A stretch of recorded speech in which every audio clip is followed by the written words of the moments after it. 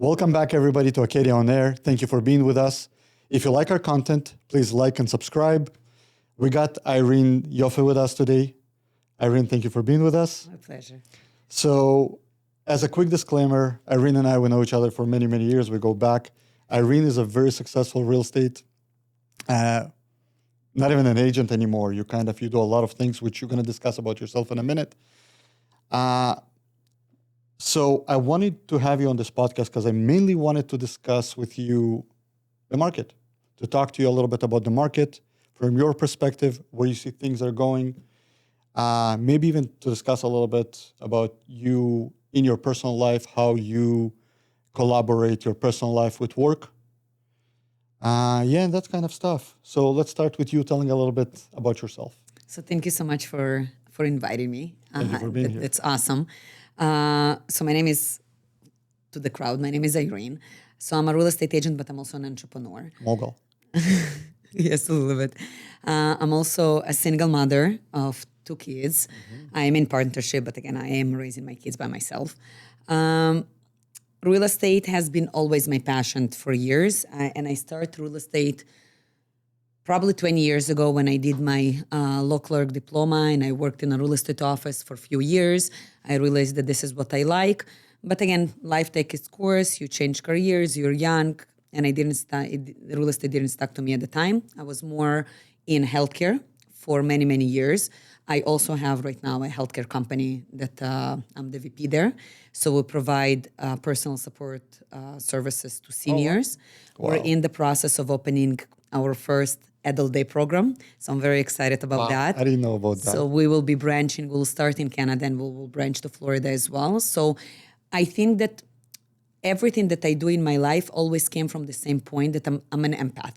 And if there is anything that I can do to help others, this is where I usually take my businesses to. So healthcare was my first niche. I managed the Holocaust department at the time we partnered with Mount Sinai Hospital. I am Jewish. It was very close to my heart. So I was helping the clients at the time. And at some point, I realized that there is a glass ceiling. So it's corporate. It's 9 to 5. I do some changes, but it's not significant to change so many people's life. Like, what's next? At the time, I was, again, working for Mount Sinai Hospital. I had 2 kids, I believe at age 1 and 3. And I'm like, okay, what will I do now? Like, what do I want to do? And it's funny that one of my friends came over. He's also a real estate agent. I invited him for a coffee, and my kids' coats, the hanger, broke. Okay. And at the time I was married, my husband was never a handyman. He was not doing anything around the house. And I looked at him, I'm like, seriously, can somebody help me with this thing? And he's like, you know what? I think a lot of women need this help of That a kind of man, service. of a service and man. And I looked at him like, why there is no subscription services for maintenance of the house? Like, I need house maintenance. Like, I would pay monthly fee for somebody to change my filters, review my roof, winterize it, summarize it. Like, the HVAC is working. Like, I never know who to call. And I'll tell you what, just a side note, when you told me about it, because I remember we met to Years discuss ago. that situation years ago, it was such a great idea. I was so inspired by it. But yeah, go ahead. So we start collaborating. We're like, okay, what can we do? So there are a lot of companies that do that actually in the States. So most houses there, again, the weather is more consistent in the States, so less maintenance. So it's more grass cutting, leaf collection, things like that. In Canada, this service, I think it's beyond important because we have 4 seasons. Mainly of them is one, which Snow is removal, clearly. snow removal. Shingles are flying off, cracks in the foundation due to the shift in the weather, leaks. Like, you need maintenance to your home. And again, to date, fast-tracked years ago as a real estate agent, and I go and I see a lot of homes. I'm also a certified home inspector, but What are you not? I have so many questions. I know. I told you that's going to be a great one. sign back. But I don't work for it because I still leave it for professionals. I think that you should be an expert in what you do. And for me, it's just an extra knowledge that I give for my clients, that like the first set of eyes to review the house. Maintenance is important. So we actually so I quit my job. We start working on At the time, it called Handy Home, home maintenance on subscription. We had subscribers, which was amazing. People actually got the idea, and we That got was subscribers. such a genius idea, I think. App?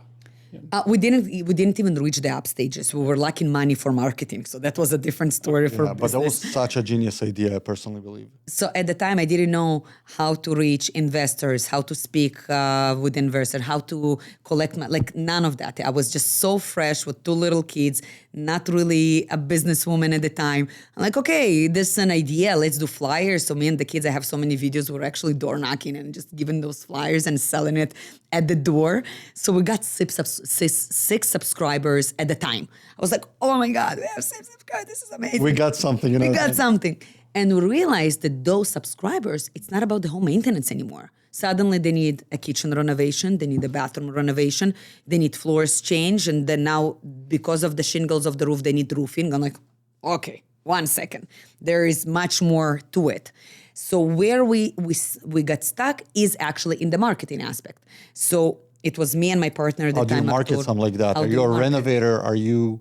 A subscription service. yeah. It's to educate the market from zero. That why would people pay from preventative methods? Usually, again, Canadian mindset is I have a problem, I'm going to hire somebody to fix it. I need to educate you that before you have a problem, let's make sure that the problem will cost you much less. Yeah, let's avoid Avoid the that. problem. But again, the market, because we work, again, not in the States, we work in Canada, which we have so many multicultural mentalities, it's to adjust to every single one of them individually. So it's like, how do you do that? So we realized that we need thousands of dollars a month for billboards, radio, like things that to actually first, you need to educate the market. We had no money. Yeah. So we found a guy that became a partner. He just started doing marketing at the time. So we offered him equity. We said, listen, we don't have anything yet. Let's just split it 3 ways. So I was the operation manager. Artur at the time was more of an inspector, estimator. Like, again, we learned on the go. A sales rep or As something? a sales rep. Okay. And Jan was the marketing person. So we realized that once we start slow marketing, we get a lot of handyman requests. Let's start working as a handyman company, build some money in the company, and expand slowly to the subscription services. We grew like beasts. Like it became instant, fast, and like we couldn't hold ourselves. Like from starting at the basement at my own house, going through a divorce with 2 little kids, to own a massive company, warehouses, cars on the road, construction. We got into bills, never touched subscription. All of a sudden, you realize you're a contractor. You're not really a handy subscription person anymore. You're a full-size company. It was amazing. And I will tell you one funny story because I shared so much how zero knowledge I had in construction. So people afterwards were asking me for advice. Today I can come to any house. I can estimate anything that you want. I understand the structure of ABC, like how it works. When the guys left to do some videos, or I don't remember what they were doing, inspection, they told me, listen, we need to hire handymen. We need to hire people that work with wood. Right. We need to like installers. You need to have a framing. network, a full network Something. of people, yeah. We opened Indeed. So let's hire something. And they told me, we need framers. They said the word framers. I was looking for framers. Indeed. Okay, on Indeed. Yeah. I had 120 applicants at the time. 8 hours. 8 hours of reviewing resumes, calling, discussing, all of that. They came back and I looked at them. I will never forget that moment. And I'm like, I think we're in the wrong business. They're like, what do you mean? I'm like, guys, I think carpets are coming back into the market. They look at me like, what do you mean carpets? And I'm like, No way. every single candidate is a carpenter. So I guess they're not woodworkers. They're working with carpets. I thought a carpenter That's hilarious. is a person that installs carpet. And I declined 120 candidates for framing carpentry. that do carpentry. So I thought they're doing, and I'm like, maybe we should open a division for carpets. They all had Soviet background, you know? Yeah. They died. This is how little at the time I knew about this industry. Literally, like zero. So when multiple incidences like that. And we slowly started until we grew significantly. Of course, the thing that we got the most challenge was with quality employees. So it's hard when you're used to do things yourself. Go ahead. So actually, I just didn't want to cut you off before that, but you were saying indeed, how do you hire quality without really knowing the job, without really having any connection to the people? We had nothing. We had zero connections. We didn't know anybody. So how did you go from that to something that works better? So we started with Indeed. We actually found one guy through our tour that was a handyman whenever.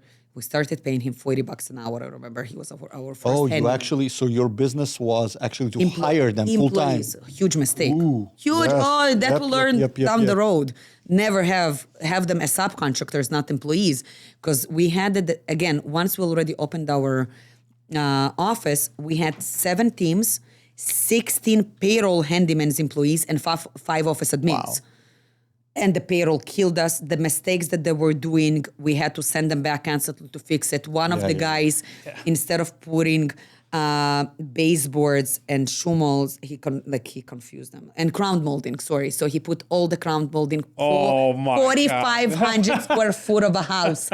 Ground moldings instead of baseboards instead of, and the client sending me pictures like, Irene, why do I have crown moldings in my house? No, she's like, am I seeing something wrong or I'm a bit confused? And I'm trying to look at the picture. And at some point, I flipped it. Yeah. And I'm like, oh my God. So the amount of material it cost us to buy everything new, because once you rip it, it's garbage. And again, and you cannot fire them for error. So that was But the honestly, point. also forget materials. My problem would be is the incompetency that you are making yourself you're making yourself look incompetent in front of the client. That's the worst part. Oh, that was embarrassing. Yeah. Embarrassing. And once you communicate with them, it's like, okay, what do you do? So they go back, or you send somebody senior to fix all of this work, but like they're untouchable. Well, listen, that's what made you what you are. You know, that's what made you a successful Trial and person error. nowadays and understanding and knowing construction. How is your business is running now? Let's talk about that a little bit. So we at some point we had so one of the partners wanted already to relocate. The business was booming. I didn't see my children at all. I was busy, and I said that's it. Like I like Something it. gotta It's change. great, but I find that it's a great niche, but not necessarily for me. Like I like construction, I like working with people, but I like to be more the lead. And the fact that my reputation depends on others' people quality of work, it was affecting me personally. And I said, okay, I'm gonna take a sabbatical. Like I wanna see what I wanna do. And that's it. The sabbatical lasted instead of year only 2 weeks because I cannot sit still. You don't seem like the type of person who would just listen, she's a real life hustler in a good way. If something that I can say about Irene for years, she's always in front of something. She runs in front of something, just like she kind of reinvented this whole handyman situation, which honestly I still think it was a genius idea. It just was implemented maybe a little bit differently, but it was genius. She's always running in front of new trends, but anyways, you'll tell a little bit. You'll tell. I it will yourself. come back to the subscription services. That business model, I will eventually work on it. I think it was a genius Because idea. I think, and especially in Florida, because this is where my main business right now. So you know, Florida just doesn't have good construction. Mm-hmm. I have friends that are calling me from Florida. Max, can you send me guys to do this, this, and that? Which in the beginning I was like, that's ridiculous. They don't show up. But yeah, they just don't know what they do, Exactly. and especially interior finishers. But yeah, I think your... that concept will work amazing there. I think it will just work. But again, quality men people will be interesting how we'll challenge that. So I took 2 months. I'm like, okay, what do I know how to do? So real estate, again, I have been a real estate investor throughout my years. I did all the transactions within our family because from the law aspect, again, I know homes. I'm like, maybe real estate will be an interesting venue. So I cannot study. I'm a horrible student. I decided, listen, theoretically, I know it. Let's register with Hamburg because it's theoretically a year of courses. Yep. I start reading. I have crazy ADHD. I cannot I read just the wanted to say you're probably undiagnosed ADHD. No, I am diagnosed. You're diagnosed. I am fully diagnosed. I'm like, I cannot do that. Let me just go to exams. And I know that I'm panicking before the exams, but when I'm on the exam, I'm like, something kicks in. I just did them back to back. I passed them within 3 months. Yeah, survival mechanism, flight or fight.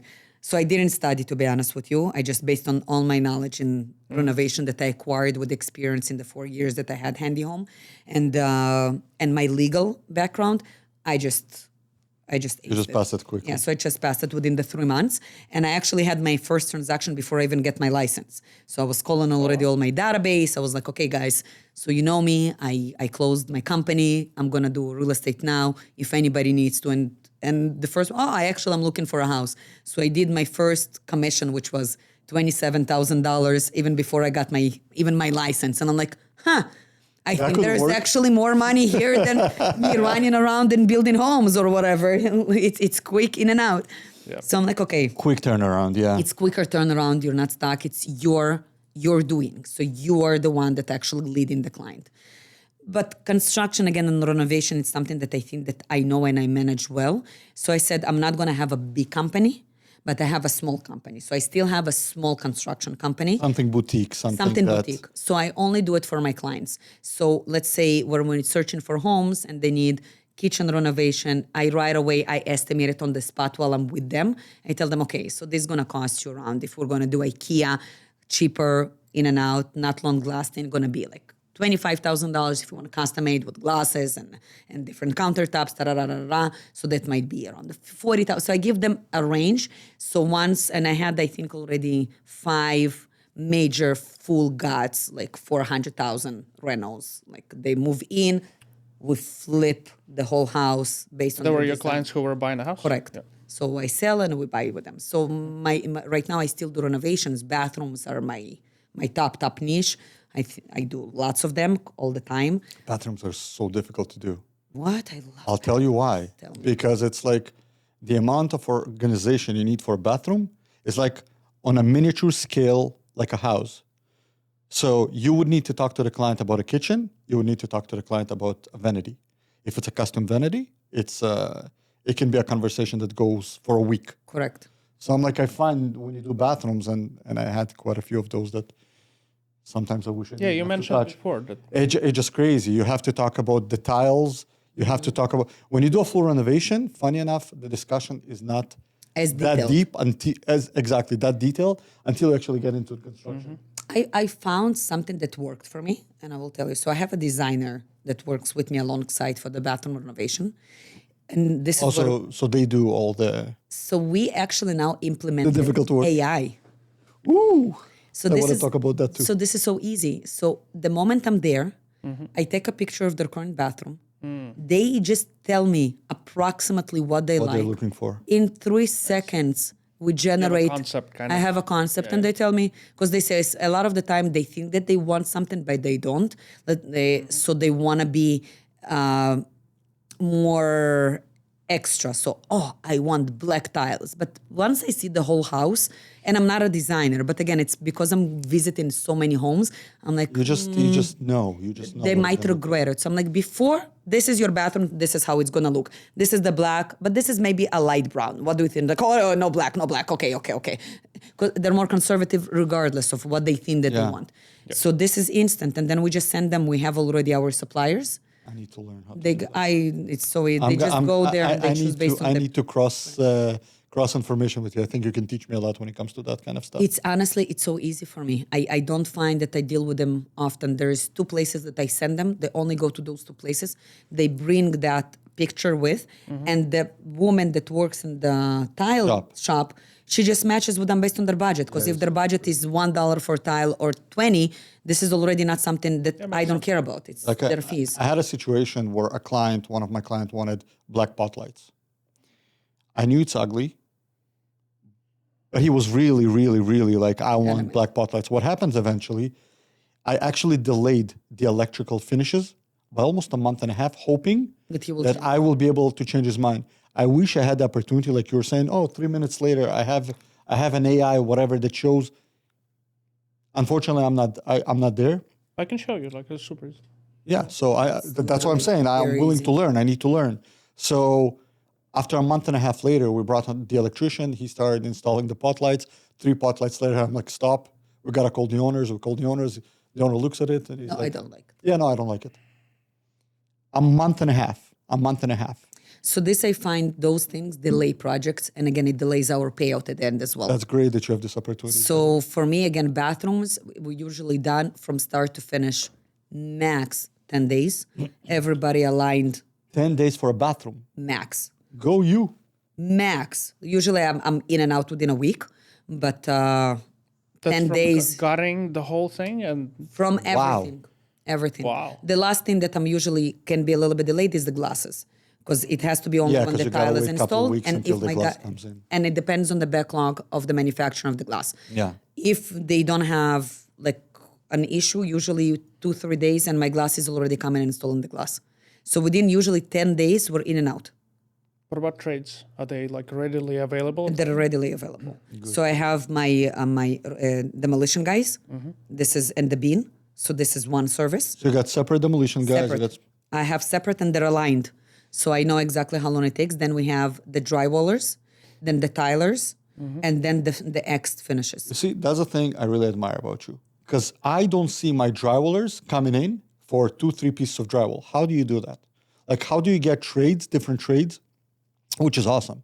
I find that my trades are way too busy to come in for like half a day, not even half a day, like 2-3 hours to install drywall. Because again, you're taking much larger projects. Yeah. I think that if But my this guys is why are I don't small a want to lot, take those small projects. You got to keep this kind of guys busy. How do you do that? no, because they're subs for me. They do for me. They do for this company. They do for that company. Sometimes they have big They projects. do it for you, not for me. Yeah. I wonder what the problem. It's meant the smile. It's meant to be. Honestly, it's a lot of also, Urachka, are you available tomorrow? I have a small to job. I need drywall. It's like, okay, Urachka, I will do it for you. Can you do that? It's not okay, Max. I'll do it for. I'll do it for her if she does it. You see, like. So I think it's all, again, I also build with the years amazing relationship with my guys. So even when they used to be my employees, because I carried them from that time. From the handy home. Time. Okay. So I was very fair to them, and I gave them reference letters, and I'm also, a lot of them I actually helped in real estate transactions or in basic things like where to get the best car insurance, or if they ever have questions about life, do you have somebody? And I feel that I'm that person that always have a connection to something. Call this person, they will help me. Say it's from IRA. So I think that once you help people throughout without the immediate gain, it comes to you in a beautiful return down the line. Yeah. So you need to be kind, I think. So how do you, again, you're doing many things, an entrepreneur, a very successful one. How are you able to find the time? Clearly you are closing a lot of deals with your clients on your own. You're very personable about it. I know that. How do you find the balance between getting all that done with keeping up with the new trends? Just tell me about that. Because when I do bathrooms, like I know that when I need to reorient myself towards bathrooms, now I got to think new trends in tiles, all those details that comes with all that. Where do you get all this knowledge from? Do you go to shows? Do you pick up with the trends? Tell me a little bit about that. So because I'm in it every day, again, the amount of houses that I also see every day, it gives me an idea. Your real estate because of the experience real shows. estate experience. I'm on the realtor. The first thing that I do every single morning is to review all the new houses that came on the market every single day. So I know them inside out. A lot of the time, if I see something very interesting, even if I don't have a buyer, I just book a showing for myself and I So you go get and I see it. inspiration. So I get inspiration. So, and I also see which one's selling faster. So based on that, I'm like, okay, those designs work, they convert better. So the house is selling better with those designs because it's basic trend. So you also got like a kind of inside algorithm in you that understands what would work better. And Correct. very good. So I also ask my clients if they want to do, let's say again, bathroom renovation. I'm like, for which purpose? Do you think that you're going to do it right now in order to sell higher, let's say a couple of years ago, or just because you really like those really neon green tiles because this is what you love, and the blue and white the tiles on the floor because this is your grandmother's plate, or you know which ones I talk. I know exactly what you mean. So I always ask them why. If they tell me it's me, I like it. So I always tell them, just know that maybe in theory, whenever you will want to sell, we might need to retile because that will not be attractive for buyers. Funny enough, I always tell my clients as well, if you're thinking to sell in the next 5 Less years, is more. less personal opinion will give you more money. That's More correct. return on investment. I agree. Neutral. I would also say go with neutral. And what's neutral? Today, I think what's very trendy, especially in Canada, is the white and the gray veins, everything that white and gray veins. And I really like the accent of wood. So if, let's say, everything is white, but you have a vanity that is a little bit of wooden, it warms up. Because again, white is very like hospital. Yeah. So it warms out. Why everybody use that word? I agree with you. And panels, again, today you don't need to do like crazy things. It's so cheap. It's $300 and you have those wood beautiful panels. You put them MDF? behind the toilet. Sorry? MDF? It can be MDF. It can No, be like stuff like that. All those, literally this, like we're all this. those. Yeah. Look how it instantly adds texture to the wall. So you can add any color. So I would say if you do usually like white, just add brown behind the bathroom or next to the vanity, a nice mirror, LED, you're good. Like some accent. Some accent. Exactly. Same as when you do with staging. Once the unit is empty, you're like, But once you throw some color with sofas and pillows and whatever, it's like, oh my God, this is gorgeous. This is amazing. I want it. It's funny. Every renovation, doesn't matter what I do, interior renovations, right? It's like, it's never finished and I never love it until you bring in all the furnitures and you do all the drapes and all that. It's just, Drapes is significant. doesn't matter what. Tell me how important all those finishes in your renovations. By the way, when you do those renovations, do you also provide the services like all the way through or just construction? Like we're doing construction Everything. only. From literally point of contact all the way till financing. We even finance. Like Oh, she's taking over the market. How much coffee is involved in all of this? Is what I want to know. actually 2 a day. That's it? That's otherwise This is impossible. anyways, and you need to understand, I'm extremely tired today. Like extra. I didn't look sleep for tired at all. and this is me on my natural. So can you imagine if I get a little bit of sleep? I have very, very high adrenaline in my body constantly. So I find that if I will drink too much coffee, it's too much. And I speak very fast. shaking? Yeah. So So let's talk about it. Since you already mentioned in your life and everything, work-life balance. You're a single mom. By the way, you got great boys. thank you. That you educate them amazingly, and they're so educated, and they are taken care of, and and you're there with them all the time, even though not all the time because you're also busy as a business person, as an entrepreneur. How do you put it all together? Like, and I'll give you an example. I hope my kids will not watch it one day, but sometimes I think I'm not the best father in the world. And the reason is because I have to give so much time to this family. I have two families, right? I have my family at home. I have this family that I have to take care of both. Both of them have to be successful and have to survive in this difficult market, which, by the way, I also want to talk to you about it later. How do you manage to run multiple companies, run it successfully, and also just being a mom And I know that you have to be very strong for the people outside, yet again, vulnerable and being a mom for the little people inside. Tell me a little bit about that. So whoever will say that it's not challenging is Very not challenging, true. yes. It's very challenging. I have a lot, I think as every parent, a lot of self-doubt as well. I also think, do I do enough? I think that sometimes I overcompensate, maybe in places that I need to be stricter and put even more boundaries at home because I feel that, I'm not as available as I would like to be. Then I allow more. But my kids already, we are a team. So this is what I find also to be amazing. I have 2 boys that are very, very active. They know real estate market, I think, very well as me. So we do open houses together. They open log boxes like no tomorrow. They're 9 and 11. Okay. We can drive in the car. My oldest Liam will be telling, just based on the outside of the home, how much the value of the home in today's market.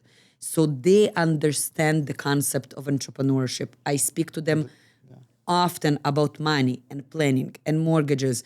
Hopefully that the reason that I think my youngest, this is not the era that he will take. I don't think he will be anything in business. He's more towards health, maybe vet, something like that. Liam, I think that I can shape him to be my right hand as we grow. And he likes it. He likes it a lot. So sometimes they're crying, like not literally crying, like why I need to sit in the car and wait for you to show homes. But I also explain to them that the lifestyle that I allow for you and all the vacations that you take, and there is never a no. This is why mom also spends time with you while she works. But they're also so well-mannered. You know, when I met them, when we met all together with families, Florida, they're so well-mannered and they're so grounded. And I see how the older one, I know you can't see a lot when you're meeting people for a few hours, but how the older, your Liam, right? Liam takes care of the younger. That's correct. The younger one, and how the younger was kind of interacting with the other kids, and see you as a mom as well. It's awesome. It's like, it shows, it's almost like you're saying that you're not there all the time, but it's almost like you're there all the time. It feels like I'm with them a lot, to be honest with you. Yeah. Sometimes I feel that I need a little bit of a break. I'm like, okay, just go and sleep already. I need my own vacation. I need my own vacation. Yeah. But I feel bad to go on my own vacation because then I leave them with my parents. Yeah. And then they're like, but I wanna come as well. So Florida, it was supposed to be work vacation. We've been in Florida for over a month.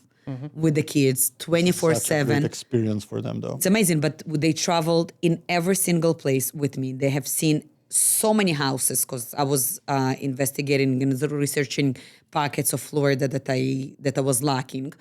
So they went with me. They ask me questions. I tell them what I'm looking in every house. I'm explaining to them what's the difference between HOA and management fees, and so they're curious to know. So. For me, if I think that maybe if they were not interested, maybe it would have been more challenging for me. But because they're so curious and they see the success and what it can bring, so I think they also want to understand how it works.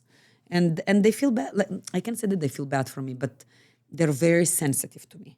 So if they see that I'm a little bit down or if I'm having a hard day, they're stepping up their game. I see it. Like they're suddenly much more behaved. Suddenly I don't need to tie their shoes anymore. Like there's much more to it. I'm trying to compare it to my kids. Love you guys, but different story. Listen, they're challenging as well, especially between themselves. I find that the moment they're separated, it's amazing. The moment they're together, can be chaos sometimes. Oh my God. And again, I find that to limit technology is the key. So yeah. That's, I think, every parent having those issues in today's era. Right, they want their tablet. Because you need the time, and you're like, I want to take it away from them, but then I need to work myself. How do we do it? What do we do it? Do you let them iPads or whatever? So we have limit in that, but they're packed with activities. So here my mom helps me as well, a little bit of driving and whatever. So my Liam got scouted. He's a great basketball player. Like now, next week, we're actually starting with a personal coach that used to train NBA players. He scouted him. He said that he's so great at basketball. So again, I don't think he will be an NBA player by any means. Okay. But I told him that. Why not? How tall is he? He's not tall either. When you're thinking about your business, are you saying in your mind to yourself that I'm the best? No, definitely no? not. In the best? No, I'm sure you gotta manifest. You don't manifest. Of course I do. I have vision boards on my phone. There you go. But I think that but you're also being realistic. Realistic. I want him to be the best version of himself, and it doesn't matter what it is or where it will take him. If I want him to change his mindset. I don't want him to think I'm gonna be an NBA player and he will get disappointed if he will not. I want him to think differently. I want him to say, I want to be the best that I can be in this industry. And if it is to be an NBA player, then that's amazing. Exactly. It reminds me. Exactly. It reminds me, when we were kids and our parents were like, 95, that should have been 100 versus you did well, my son. You did well, versus what it is right now. Exactly. No, it was like that. It's like, what are you saying, 95? Exactly. Disclaimer out there. I don't know if I had 95s, but I just wanted to say not talking about a 95. I'm like, if it was a 70 for me. Maybe 70, 75. Yeah. There was no 95s. but I do know like a lot of parents. Well, my parents were like, it's USSR parents. We cannot, we all grew up in very harsh discipline. Yeah. You sit straight. It has to be 100. You do not chew gum. You know what I find? I find that our parents, it's kind of like they wanted us to be the better version of them. But it's like they had some kind of, what do you call it? A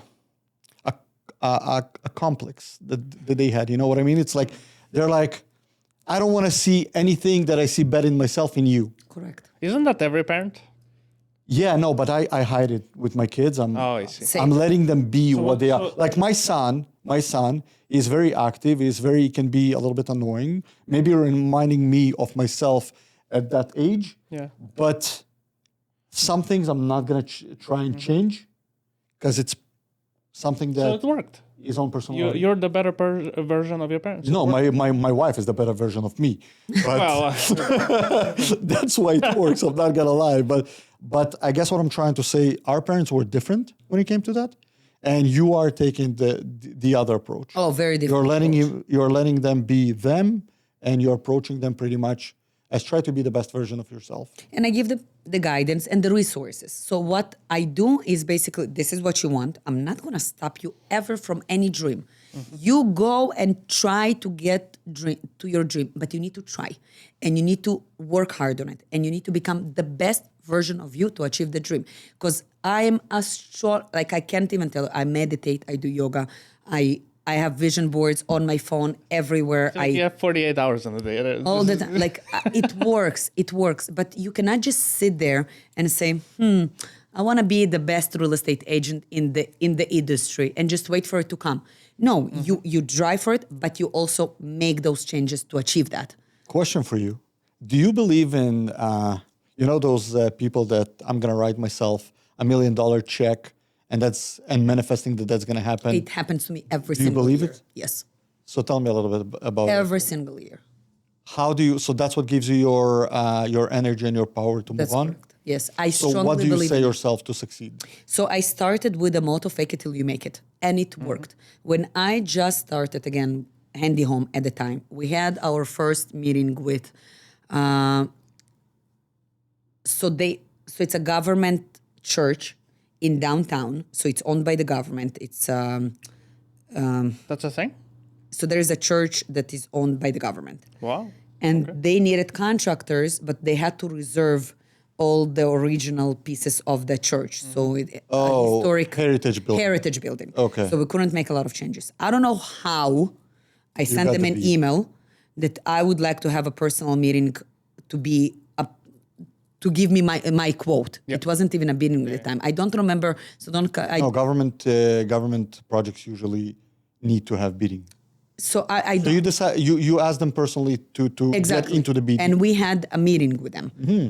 In that office, we drove with Jan. I don't remember how I got that meeting, but they called us in, especially that were just such a new company, like who would give us anything? And I remember that I walked into a room and the blueprints, I have never seen such massive blueprints. It was literally from this camera all the way to the wall, like massive ones, like you have to flip those pages. Just the blueprints on its own were $60,000, what he mentioned to me. I had no idea how to read a blueprint. I'm looking at those things, I'm like, what is this? I have no idea where the elevator is, where the nothing. Martian. So when he was talking, he was like, okay, and he was pointing to some points. Because again, I have a BA in psychology. I majored in psychology after my law. I'm like, I know how to read the situations. And this is where fake it till you make it came at that point.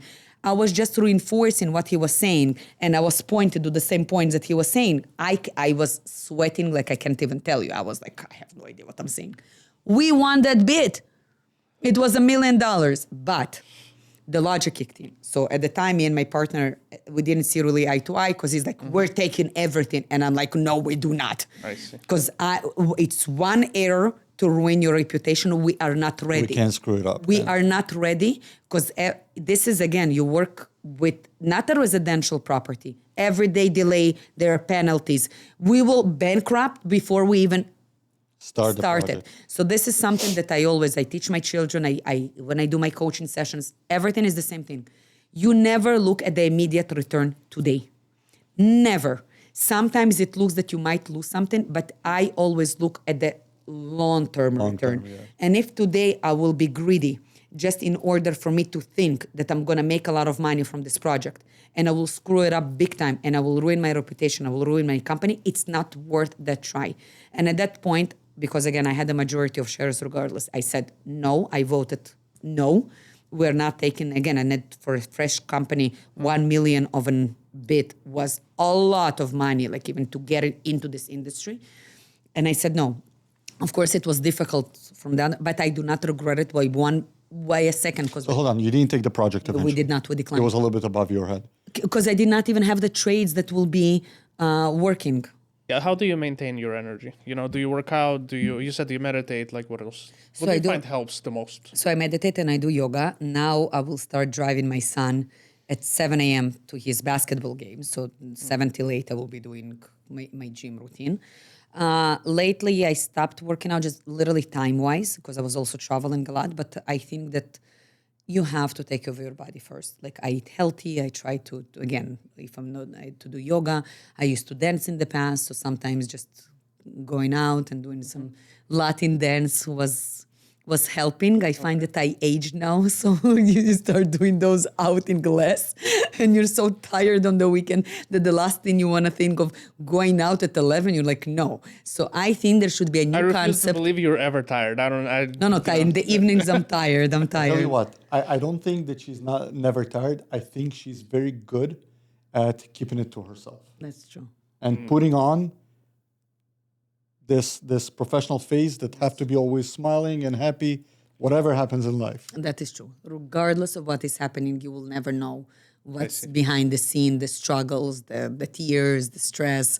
And we all have them. We're human. Believe me, I'm having my meltdowns through as I go. I have a very supportive partner by my side that I can cry to, and he will say, you're fine. He will cry back to you. He will cry back to me. And will say, I don't know who is now. I need to consult more. He's to be all right to him. But again, I think to maintain a healthy lifestyle helps significantly. Like for sure. Yeah. That's important. So tell me a little bit, let's talk a bit about real estate. 2 questions that I want to ask you. One, I want to discuss with you the market. And small disclaimer, something you do not know, I almost bought an apartment from you last year. But eventually, two-bedroom apartment on, I think, a second floor that you were selling. And I almost... Park? Yes, and I almost went for it, but eventually I bought something else. Thank God. Thank God. I know. So yeah, I want to talk to you about the real estate. I want to talk to you about where the market is going when it comes to investments. Whether you believe it's still a market that you should keep buying on investment properties and invest, or and then second part of this segment that I want to talk to you about is how do you incorporating it with Florida? Because I've seen you're going hard towards connecting real estate wise the two countries, and a lot of your clients are interested into when they move to Florida or investment in Florida. Yeah, let's talk about it a bit. I know it's a long question. It's a long question, but I also want to explain it chronologically, so it will make sense about, because again, I threw a lot of things that I do here, so people will not go crazy off the path. Well, listen, it's your path. It's the path. I think people understand, or I hope they do, that it's not like that you threw out 5 businesses in one day. Just something that you do for years. It's your journey to get to where you are today. Exactly, and I find that you have to specialize in what you're doing. You cannot do 5% here, 5% there, because then you never get to do 100% of your full potential. So when I actually tackle something and I do a small career change or I want to educate, I go full force into it. Now, I learn very quickly. I learn on the go. I meet with a lot of people. I'm not shy to say that I don't know. There's a lot of times, even today, every transaction is so different. You cannot know everything about everything. It's impossible. 100%. And when people ask me, do you know? I do not. But I will find out and I will call you back. It's not a weakness. It's actually a strength to tell people that you don't know something. I agree. And it took me, by the way, years to realize that. Because when you start with the whole, and we started with fake it till you make it kind of a thing, you sometimes get lost in where it's to cross lines. Like, when do you actually fake it too much that it will not you think make you it? got to give all the answers to a client, Correct. Otherwise they will not want to work with you. Correct. And when I actually start diving more into spirituality or more into accepting who I am and my strength and my weaknesses, then I suddenly stop fearing that if I do not have the answer, that it will look badly on me. And it actually was the opposite. The more authentic I became and the more acknowledging I am that, you know what, I don't know. I'm going to figure that out. But I will figure it out. And I will learn as I go. Yeah. And I ask a lot of questions. I have a lot of professionals around me that I'm on the phone constantly, or if I see something from a different agent on a different podcast, I'm like, I'm curious what I should know more. I will do that research. So when I started doing my real estate, the market was fantastic. I started with one brokerage. I felt a lonely wolf suddenly from working in a company and having to manage employees and having a business partner and having admin support. Suddenly you're by yourself, need to generate your own clients, need to communicate with clients. You're still new in this whole process. Like, where do you start? What do you do? So it was a little bit of grinding, and I noticed that cold calling is not for me. Door knocking is not for me. I'm a person's person. I need networking events. I need physical networking. So I started being out and about constantly. So I said twice a week, I'm registering to all those networking events, and I'm just going, consistency. So that worked. At some point, I also said, I find that there is a lot of agents in the GTA. And the problem... Sometimes way too many, I think. Too many. At some point, I think 2 years ago, now they're not renewing as many. I think we have this year 75,000. 2 years ago was 200,000 agents. So it's interesting how also the market works.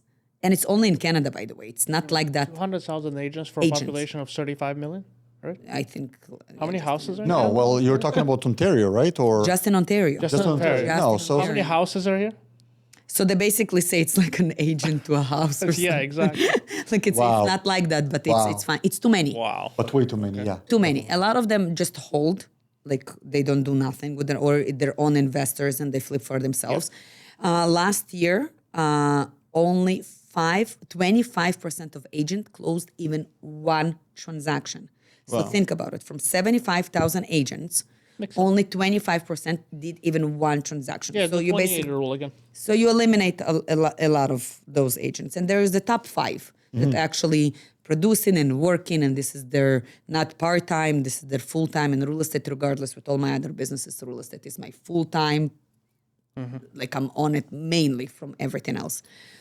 And I noticed that regardless, let's say Max is my friend, and I now became an agent, but Max has other 5 friends that are also agents. So I realized that, okay, your first point of contact is great, but everybody knows an agent. Yes. What will make me stand out? What will make me different from other agents? What added value I can add to my business to say to people like Max, like yourselves, like, I love all of my friends, but Irina, she has that extra that others don't. So I think that my legal background, the fact that the way how I write contracts are very different than others. It's also very interesting how Canada works in regards to real estate. In every other country in the world, when you close a transaction, first of all, the lawyer is drafting the contract. Also, a real estate agent is the last person that you go to because you first go to a finance person. Yeah. So you first realizing how much money you have. Which is true. I use my real estate agent people. Here, it's different. Real estate agent, he's the financial planner, the lawyer, the one that opens door, the one that leads you throughout, the one that does the renovation for you afterwards and gives you a kiss at goodbye. So you need to be so versatile. So my first meeting with my clients, it's not, okay, what do you want to buy? Because they have no idea. They don't know how much money they can buy. So I pre-qualify them. So my first meeting is completely free. It's approximately 2 hours because it's impossible to do it less. I basically pre-approve them. So of course, I have my team, my lawyer and my mortgage agent that work with me closely because I have to keep in control. But before I even start and I send them out, I'm like, let's see what you can afford and not necessarily how much mortgage you can get. Because mortgage you can get one way or another, mortgage you can get. It's what you can't afford. Because if you will get a mortgage today of 1 million, but it's payments of, for example, 6,000 every month, but combined household income is 6,000, you're at zero. So it has to be a good ratio between loan, debt, and acquisition. So I pre-qualify them and I guide them. I explain to them the steps. So that was an added value that I was doing. Second was the way I write contracts. Because I also work very closely with my real estate lawyer, there is never issues, knock on wood, so far, and I had many closings, not a single issues with drafting contracts. The way I write them is a little bit, you can say sneaky or maybe smart in order to avoid issues at closing. So potential issues that might come from future issues. So to protect them from all sides. Because once the contract is signed and submitted to the lawyer, it's very difficult to do any changes unless both sides agreed on an amendment. Yeah. So that has to be clear. Which is not always in the interest of either one side. Of the parties exactly. to agree to it. Yeah. Exactly. Then I said, okay, I understand the home. I obtained the home inspector certificate that even with me, before they even put a purchase agreement in place, before they submit an offer, they will know if there are any issues with the home. So they will not get disappointed. Because again, let's say they fell in love with the house and suddenly they go there and the inspector comes and sends a report that there is mold everywhere. I'm like, okay, definitely you're not going to buy a house that there is mold. Yeah. You're not going to deal with this. So unless if I can, if you're going to got it, but this is not the clients that I'm currently That's not talking. their interest. It's exactly, it's not the flippers. So if I can come already with my moist detector and I can check or visually, I already know how to detect any water damages or any discoloration of the drywall, or I can run it with my device, it already gives them some peace of mind towards, okay, this house, at least maybe there was a water damage, but it was fixed. It was, the restoration company came, it was dried, new drywall was installed, there is no mold accumulated behind those walls. So this was an extra add-on to me. And I try to keep on trend with what's happening. So unfortunately, with the recent elections, I am a very strong political advocate.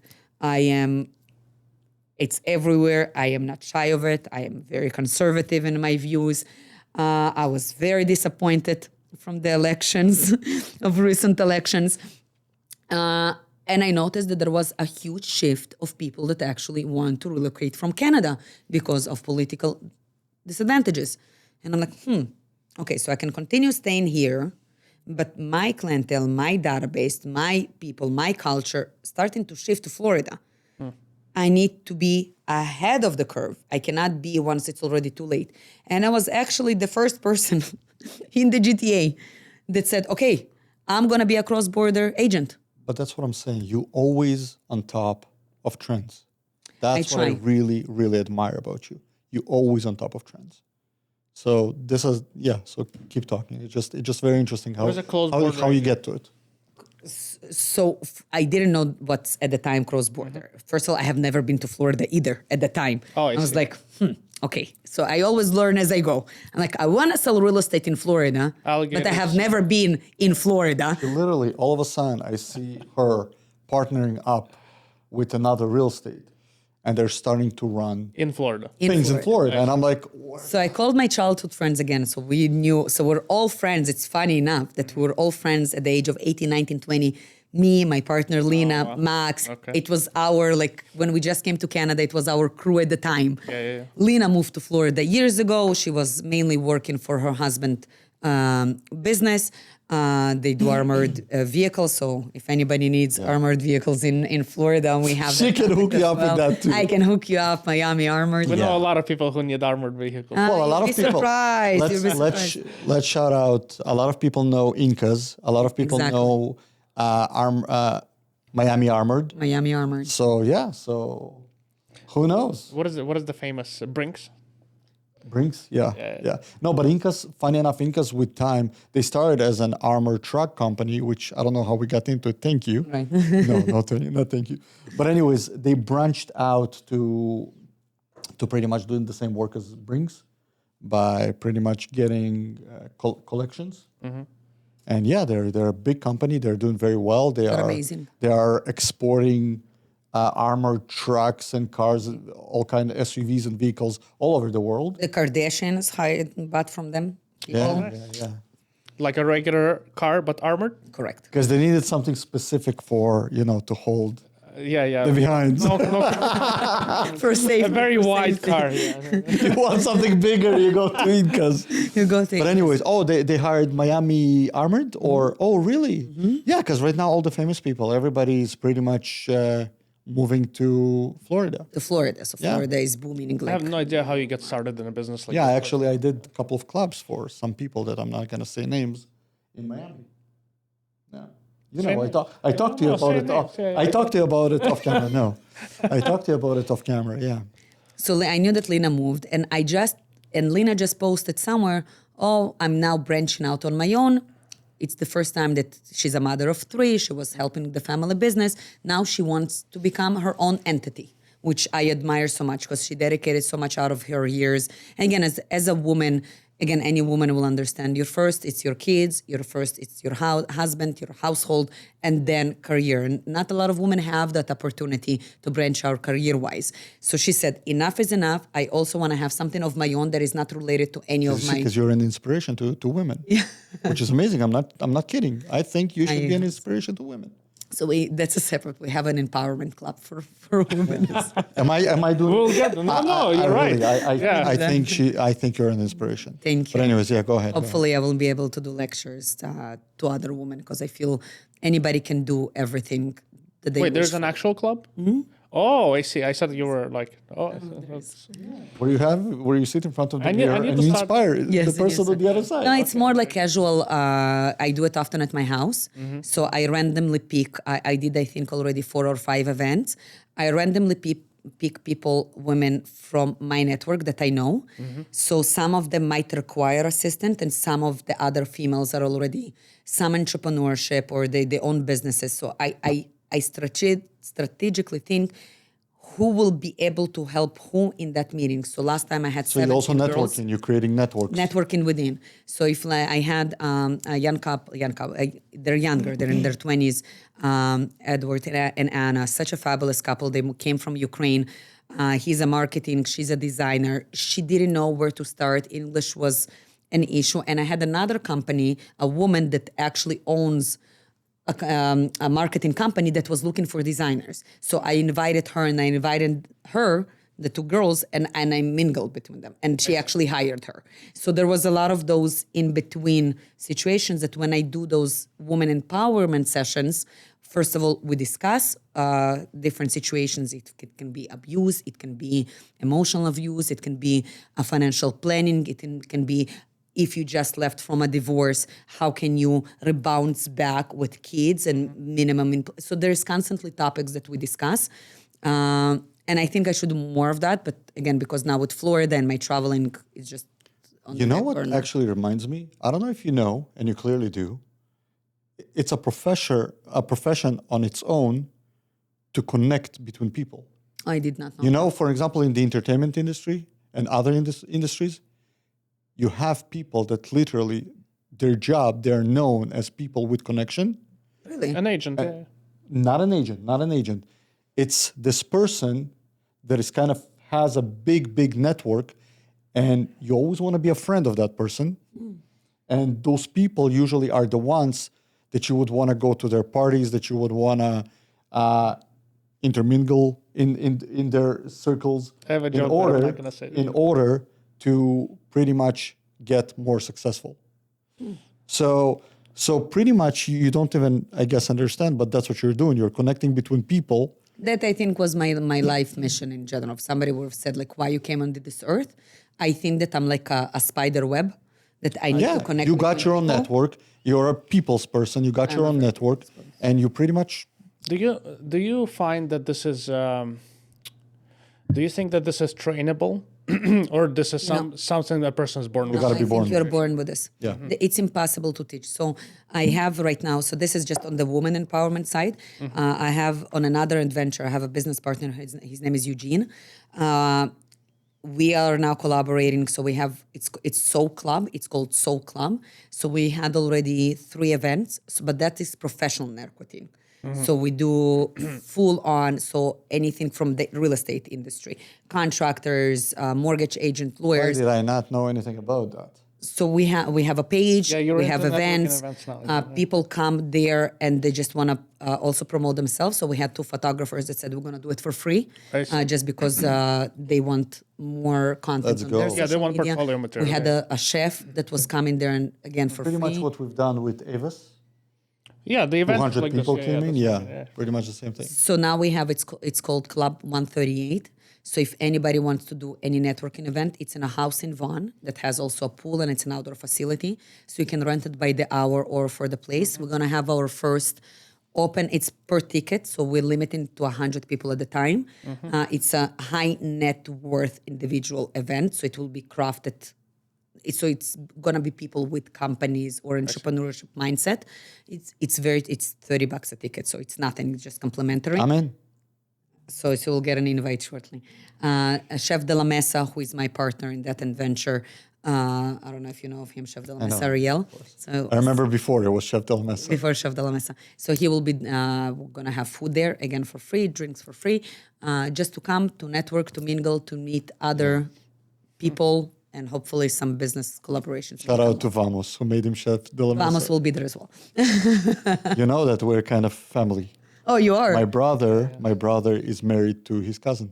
Oh, so there you go. First cousin. So you will meet him in that event. I think it's in mid-April when the weather going to be nicer a little bit. He's amazing. Love the guy. So we're going to have... next year you're gonna have 200 women in your house. Is that what Hopefully I will have much more. So my goal in general will be to speak and to coach and to train. Do you sometimes forget about some of the businesses you have? You know, because of the. So I have crazy OCD in organization. Crazy. Yeah. And I'm still a little bit old-fashioned. I still run around with papers. I need that. I have a system that works for me. I have support. I have an assistant. So I do have people. I know how to delegate, which also took me years to learn because I thought that the only person that knows how to do it, it's be 100%. But then I said, okay, but then you're one person 100%. So I'd rather have much more at 80 than one at 100. I agree. My success also started growing when I decided that I need to let go and You delegate. need to let go a little bit. So once you start and it's never perfect. You get angry. Your expectation is very high, and sometimes it doesn't meet. But with communications and coaching throughout, it works. So we'll backtrack to Lena. So Lena became an independent, also an entrepreneur, and I reached out to her and I'm like, listen, congratulations for obtaining your license. That's amazing. I never been to Florida. I think that I actually want to buy something there. can you show me around? And she's like, oh my God, of course, you're going to stay at my house. I'm like, no, I'm going to take an Airbnb. She's like, no, you're going to stay at my house. I'm going to pick you up from the airport. I'm so excited. Let's rekindle our relationship because we lost touch for a couple of years.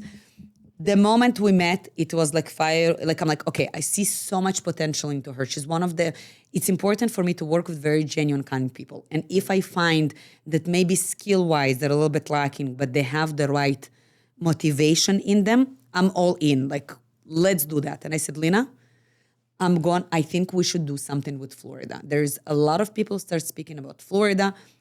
There is anyways all the snowbirds. A lot of people anyways have their winter vacations there, the winter homes in Florida. Why not to tackle that market? And at the time, I just moved to my new brokerage. They scouted me somewhere, I don't remember. It's called North to South. They're the only brokerage that actually liaises between Canada and Florida. So they have agents here and they have agents there. But they did not have agents that do this. So I was their first on board of mainly this. And I brought all of my friends. So I think now 7 of my other agents are now cross-border.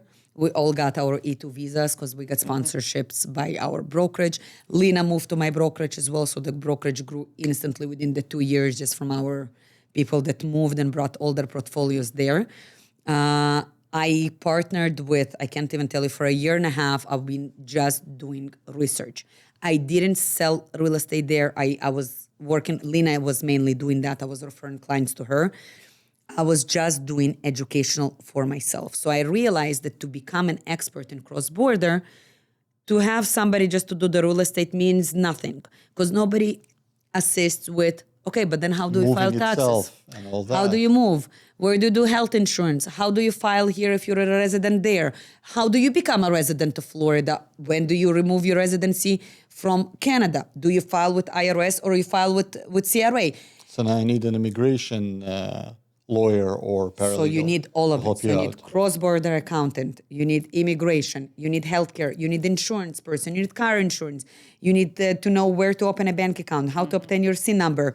So there is so much. So we created, I created, beside the network, a full brochure, which is like 45 pages of a booklet that I give completely for free for people with questions. So it's like literally yellow pages for cross-border. All the questions that you have is there, all the context of only trusted professionals. So I literally nitpicked who will be doing the financing, who will be the lawyer, who will be the accountant, only from personal experiences. Mm-hmm. And I had meetings, I can't even tell you with how many lawyers. Are these people who are moving to Florida or they go back and forth you? So the network Usually is to move. To move, or again, some of them have just houses there. Mm-hmm. They live in Canada, but they live for the winter. So if they leave for the winter, they can contact you just to get a property. Yeah. If they leave forever, leave Canada, they can pretty much contact you from A to Z. You will help them to settle. Zero. And I have so many calls. I just had a meeting. Again, I do it completely complimentary. I get no business at the moment. I had a woman, wonderful family reached out to me. She has 5 children. Her oldest is 35, so I understand their age. She called me, she's like, Irene, my husband actually sent me your business card. He saw some ads on Facebook or some information that you do cross-border. So my husband, he just in the process of getting his documents, he's in cybersecurity. But honestly, I'm so lost. I don't know what to do. Like, I need somebody to guide me. I said, no worries. When are you available? I came to their house last week at 6 p.m. I was sitting there for 3 hours. We were just chit-chatting. I was explaining them to the path. And then they decided to sell. So at that point, they're like, okay, sell our house. We're ready to buy in Boca. So without something, I didn't know that I will get their listing at the time. Like, zero. I just came there to help them to find their path. And again, for me, the more people I know, the better it is for me. Even if they will not sell or buy with me, it's, again, more people that I know in Florida. People usually remember acts of kindness. And hopefully, if not with them, maybe they will send me a referral down the line. And if not, even the fact that I help them is amazing. But you see, it's funny to me that you do all that. And I guess that's what you're here for. That's something that I hope will help you. Thank you. But you realize that what your main goal in all that, what your main business in all that, what your main, I think, what your main thing that you're good at, which is connection and communication, you do it complementary. Correct. I feel that coordination, matching with people is my top skill, and I do it completely for free. Yeah, so The law of you reciprocation. should maybe rethink that. You should maybe I rethink that. think it comes to me in wealth in other ways. And I think it's in happiness. I think it's in my children. I hope that it will be in my health. So if this is how I believe that you have to give kindness. This is my donation to the universe in a way. And clearly it works in all my other industries of business. So do you think yourself moving out there, or Yes. is it something that you're like gonna keep So I doing? will be cross-border forever. I cannot close my operations in Canada. I have successful businesses here. I don't see a reason why I need to close it. I do feel that Where do you see your base though gonna be? Florida. Florida. So yesterday I got my E2 visas Congratulations. officially. Yes. So now Congratulations. So yeah, you're definitely there now. I'm there now. I also most of my already closest friends are there. I feel that from that point I'm a little bit even lonely here. I find that my core is there, so I miss them. So I want to be more around them there. Weather is a massive aspect for me. I'm struggling here in the winter. Like, Yeah, a lot of people. You also know that I have family in Florida, which by the way, Lena also helped to settle when they moved there. And yeah, the main reason they're there is pretty much weather. weather. They cannot. They could never settle with the weather in Canada. Funny It's a enough. huge factor. Yeah, I see people. And it are- affects different people differently. So I know people who are barely affected by winter. I love winter. I love the 4 seasons. And you know, my friends always again, oh Max, let's go together, let's go this, let's go that. I always find that I need my 4 seasons. I go there on vacations every once in a while for business, of course, to Miami, and I can't be there. It's killing me. It's like Did you go in the summer? living in the or, desert. in Summer, and I went there in December the last time that we met, and I just can't. Have you been in the summer? mind. there? Yes. Again, Does it get like crazy? listen, I'm from Israel originally. Like I grew see. up there. So you're used to this. Plus 30, 35, that's my weather. I don't mind that. I can't. I need my 4 seasons. Funny enough, when I got back from Florida, I came in. I come out of the airport, and I don't know if you remember, in December there It was was chilly. not only chilly, it was icy. Like it was those couple of days where everything like got so icy like crazy. We step out of the airport, and I'm like, I'm home. That's so funny. I kid you not. I told you that as well. Yeah, I that's- stepped out of the airport, and I was like, okay, that's mine. I feel And I exactly stepped out in reverse. like a short Exactly. t-shirt. I'm looking at outside the airplane So- window. I'm like, turn around. Yeah. So, Bring so me I back. stepped out in minus like 15 in a short t-shirt, because, and I wear my sweater, and I'm like, yeah, that's mine. I'm home. I also saw you when I dropped something for your wife. Yeah, outside, in the middle of the winter. What was it? Cutting wood. Yeah. Standing I was doing outside some in a stuff around t-shirt. the I'm house. like, hat. She's like, gloves. Max. I'm like, what? I'm like, I need somebody in my house. I'm like, yeah, listen, if this is it, I need How the lucky is same. my wife? Very lucky. In the middle of the winter, cutting wood, doing something. I'm like, I was doing something Let me in the ask you. house. So, what are the main differences in real estate between Florida and here? And also, Very do I need to worry about alligators? yes. Okay. Realistically, yes. Again, somebody that will tell you no, it's nonsense, because a lot of the houses are actually facing golf courses, and they have those balote Swamps. swamps, yeah. and they have alligators. And I want to tell you, not even alligators, even the lizards. They fall Yes, off yes, trees yes. there. They fall off trees to your They fall head. off in December, right? It was cold or whatever.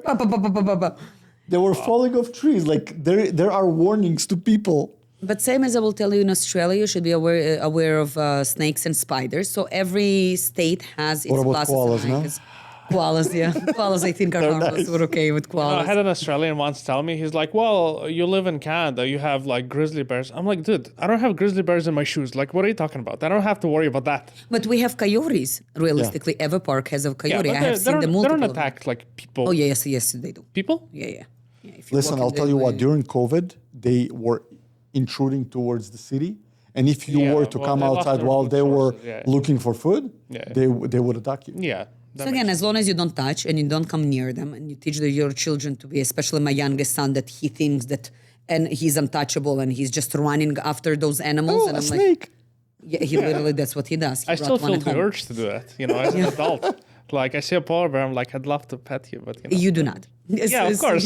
You don't, because you're reasonable now, but, And also my side, where I mainly specialize, there is less alligators. The other side, like Tampa, Sarasota, you see them. Oh, they have more? They have more. Oh, I Where do see. people move more, by the way? Do they move to the other side? Which side people like to For move now, everything that I have seen from Canada particularly, it's mainly Fort Lauderdale, Sunny Isles, Boca Raton, no Miami. Again, Miami is like considered downtown Toronto. Yeah. Young entrepreneurs that move in their businesses, Google is moving there. Like So all of Boca Raton would be like more like Barrie. No. Aurelia. Torrent Hill Woods. Boca Raton, Yeah, no, Torrent Hill but I Woods. mean it's further. So it would be more where Barry's. No, like it takes you an 2 hours. hour to get to Miami from Boca Raton. 2 hours actually. Yeah. So Aurelia, so yeah. Aurelia, like something like that? Something like Theoretically, Aurelia. if you look at it this way, but Wasaga Beach. the population, it's more Butters Yes, and yes, of Rutherford. course, yeah. So it's literally pockets. Also depends. You're driving like me or like her. Yeah, You can get in I and out. drive well. The drivers there are crazy. Miami drivers. Tampa Bay is considered to be like a very wealthy area, from what I understand. And same as West Palm, not necessarily. It's wealthier, but it's now slow. It's more older population. But now we start seeing that more younger families with children starting to move see. to that pocket. Again, still, I think most people want to stay in the east side, which is again from West Palm all the way to Miami. I do not have any clients that currently purchased anything in actual Miami. I have listings there, but I do not have buyers Yeah, there. fine people are trying to go away from Miami. Because again, it's tourism, a lot of tourism. The crime rate is a little bit higher in Miami. It's very, very expensive, like very expensive. The condos there are millions Florida of dollars Keys in is US. not even. No. That's very wealthy population. We're talking about billionaires. Yeah.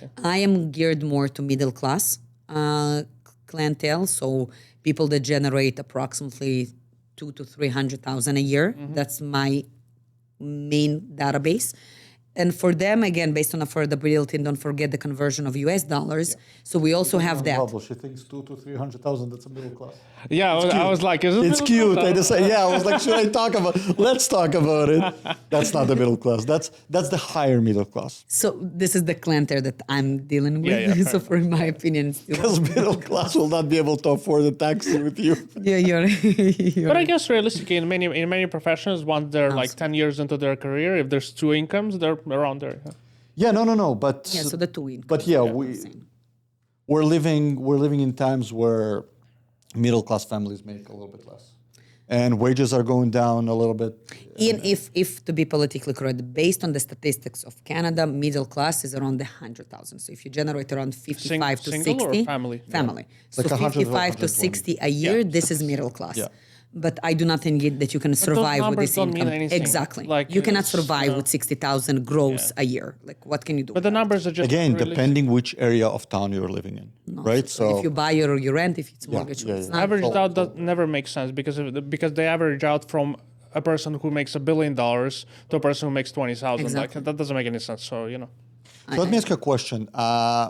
Since you are moguling when it comes to real estate here, there, for the regular Joe that is, well, now clearly Florida is a little bit more accessible to them, having your knowledge, and clearly they will be able to contact you when they're interested.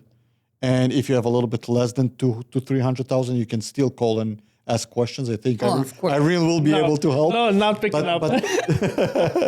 But We even do rents. So again, I never say no to a client. hold on. Let me finish this question. But what is the difference in the market percentage-wise?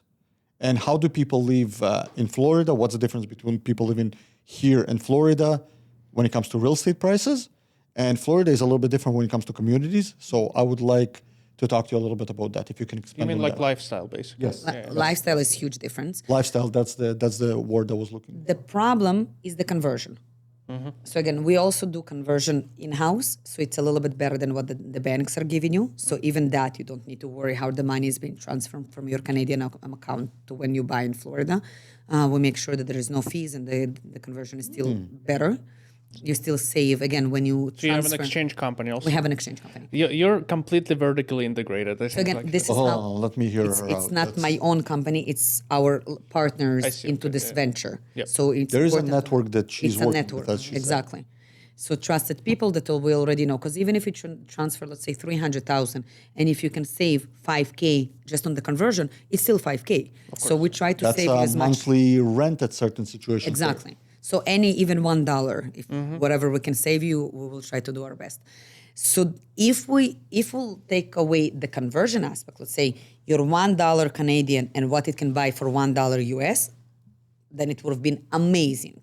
Where I find the struggle right now is with the conversion. So what you can afford here with your Canadian salary, it will be a little bit more challenging in Florida because it's in US dollars. So it's pretty much the same, just in US, and it's 40% more because right now it's like 136, 14, something like that. However, Especially with the lifestyle, tariffs and all that. tariffs and everything. Grows a little bit. But where the plus is, so taxes, again, there is federal tax, there's no income tax. Corporate tax structure is much more beneficial there. Lifestyle gives you much more energy and vibration to growth. And I find that most people there are still in entrepreneurship kind of a mindset. So if here you get stuck in an elevator, this is what I give as an example. There's 5 people standing in an elevator in Canada. People are driving quietly until they reach the 20th floor.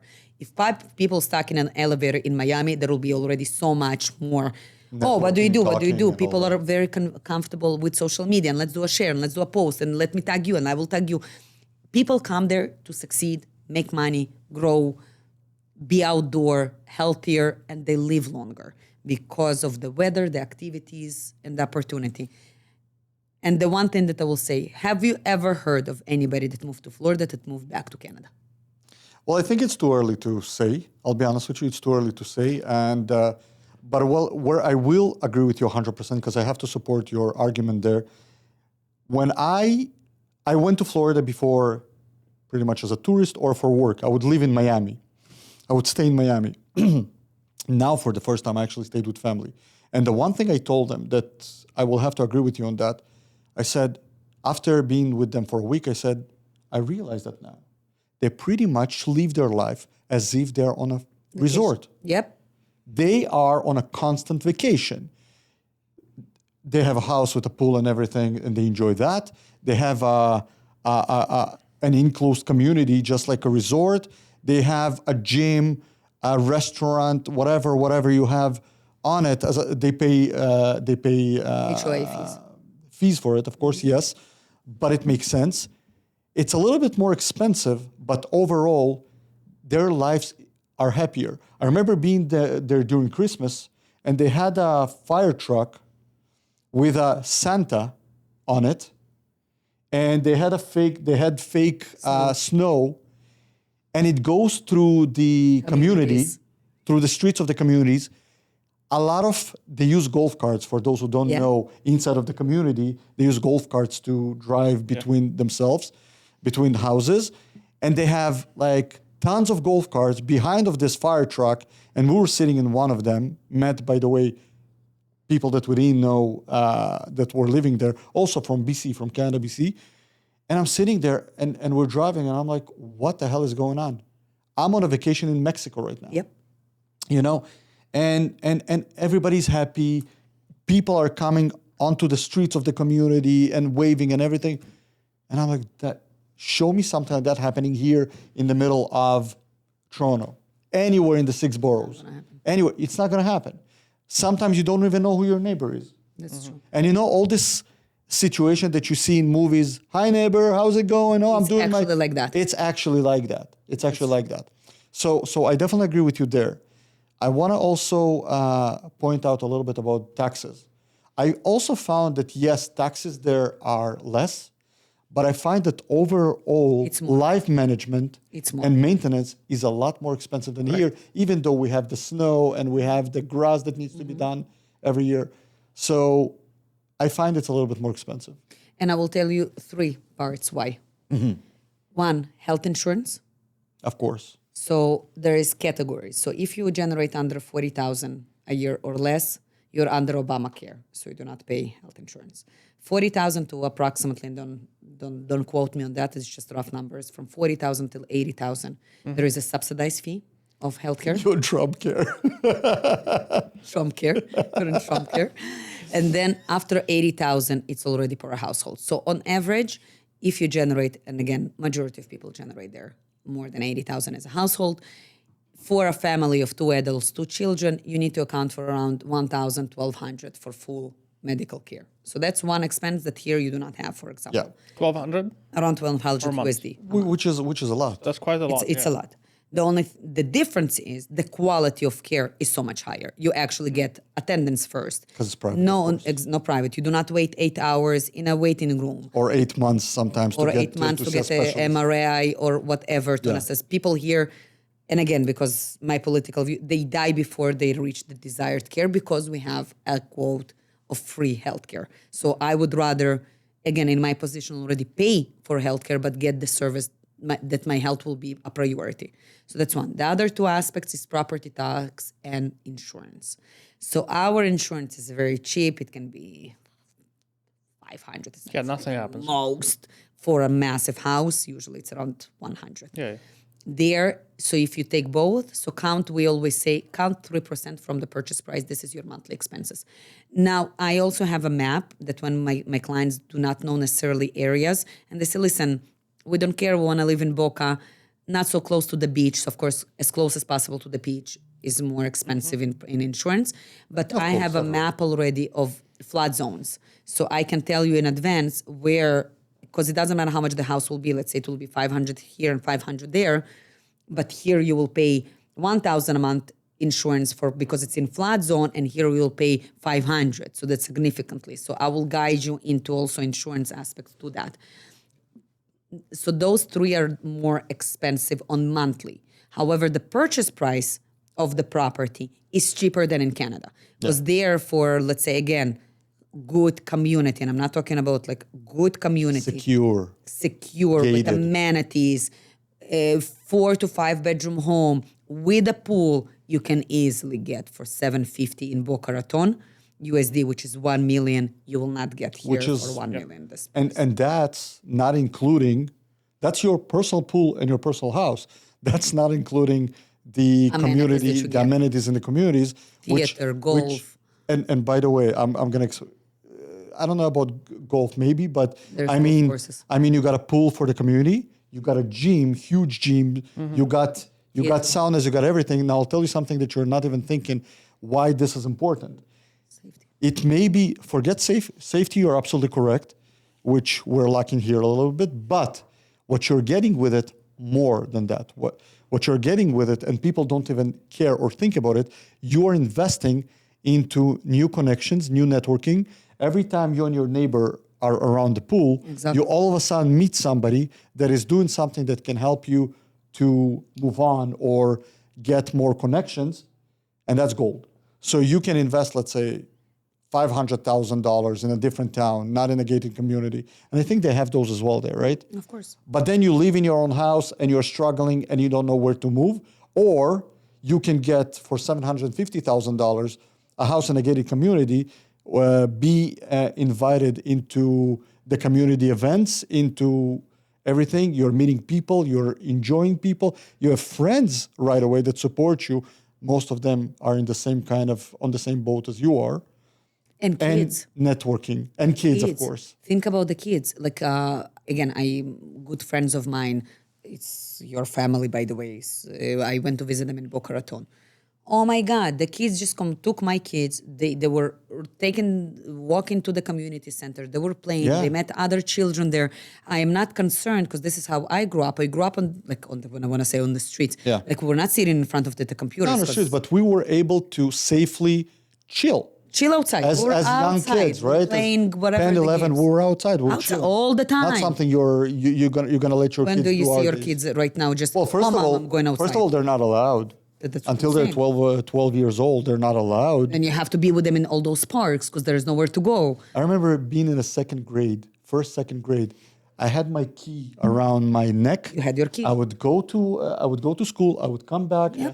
I would, I would, I don't remember, heat up whatever food or whatever we had there. But you can't do that anymore. No. You can't do that. My kids tell me I'm taking my bicycle for a ride. I'm like, I'm standing and I'm watching. Yeah, around the backyard. Who watched us at all? The parents were never home. Yeah. Never. They were coming back at 7, 8. We're by ourselves completely. So what I love about those gated communities that it again gives you the freedom of raising your children in the old fashion. That you do not concerned what's gonna happen to them when they're out and about because all the neighbors are there. There's the security. The run, like it's amazing. I think. Yeah, it was. Can I bring up like one kind of point, specifically if you have kids, because we were talking about the expenses of living. It's not Florida specific; it's U.S. specific. Their education is going to be much more expensive when they get higher education. It's going to be a lot more expensive. I disagree. So if you're a resident of Florida, so you get subsidized. So the best universities are in Florida. Once you're a resident of Florida.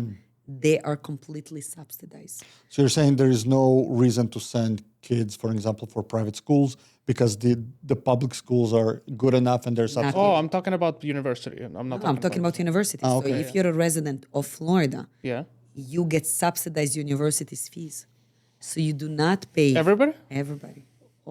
So only if you're international, then yes. Another thing that I'm Also, you got to be a resident. resident of Florida. A resident or Resident. What do they call like landed immigrant here? A resident. Green card. You don't have to have a Comes green out of taxes Also, it's essentially. amazing. Like how does that work? How you file. So when you file your taxes as a resident of Oh Florida. yeah, because as a resident, you still file taxes. So I mean, how do they cover it? Like, so essentially, university is free. You're saying? There is a very small fee that Yeah, you because have to the reason I'm saying is because my brother's in med school here, and like the med school fees here, I don't know, 50,000 a year or something like that. He's an It international would be an additional zero in the U.S. because he's an international student. That's yes. Yeah, but no, once you live in Florida, Yeah, I remember I came to Canada as an international student. That was many it's years very ago. expensive. Yeah, it's always very expensive. It's like 3 times more expensive than, a resident. And I will tell you another beautiful thing about Florida. And I was lucky enough to participate and win in that. We decided not to move last year, but that was personal choice. So in Florida, there is 3 schooling systems. So there is the public school, exactly like ours, which is anyways, the education level there is higher than our education, just even the public schools. Okay. They have charter schools. So charter is like private school, but you can play the lottery. So they leave approximately, and that's again just an estimate of a number, 10 slots every year that people all around the world can participate and win the lottery to that charter school. So it's basically like private school, but with ability. You're still being subsidized. Like a green card, but for school. No, it's subsidized. And there is, of course, the private school, which again, Lina's kids are going. They're going to Praznak. It's very expensive. It's a Jewish private school. Trump's grandkids are going to the same school. So I understand that the fees are insane. So if your family is wealthy and they can afford that, by all means, I cannot afford that for my children. But I did play the lottery. They open every year from January till March.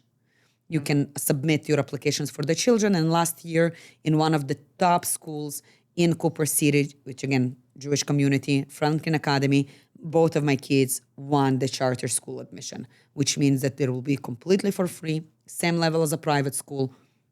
By all means, just go. This year, we were not going, so I will be playing again because we're looking to relocate next year. Each year you have to? Every year you have to play if you're not you going. can't reapply. If you're not going. If you went there, that's it. And they are up until high school. So it's 2 separate buildings, and it's all the way till high school. And in their high school is also specialized programs, not like here. So let's say you want to become a doctor. So you will be in med in high school, which will give you already university credits. So once you will be finishing there, your high school studying there, you already know where you're going and which university to apply. So again, one of, I think, very important aspects of transition to Florida is education for your children. I think it's much higher than Canadian schooling system. So I want to ask you a question a little bit to connect everything to AI. Okay, that's very interesting. People love talking about AI. We just talked about schooling. I personally believe, I talked to a lot of our guests, and I personally believe that speaking of universities and all that, half of the professions are going to disappear. Correct. When it comes to lawyer, when it comes to paralegal, when it comes to Even medical, I think some of them. architecture, when it comes to many, maybe even real estate. Eventually, you're going to be able to I buy. strongly You're believe going to that. be able to buy a house with an AI agent. Yeah, I agree. That every company going to have. Where do you think the future of what we do is? You have a big network right now of a lot of professionals that help you out with that. Where do you see AI coming into play, and is it something that you're excited about or worried about? I think both. I think that as we age, I already find that some of the trends that AI is taking, like I'm like, oh, you know what? It's so fast to our mind To grasp. to grasp that. Again, take the last. Let's not go far. 20 years. Hundreds of years prior, it was so slow. By the time we had the first computer, and it was slow. Now it's a pa pa pa pa pa pa pa. Even the phones, like you're not keeping up with the trend. Social media is extremely active. So I think that the main three channels that will stay are the trades, the HVAC, appliance, and electricians.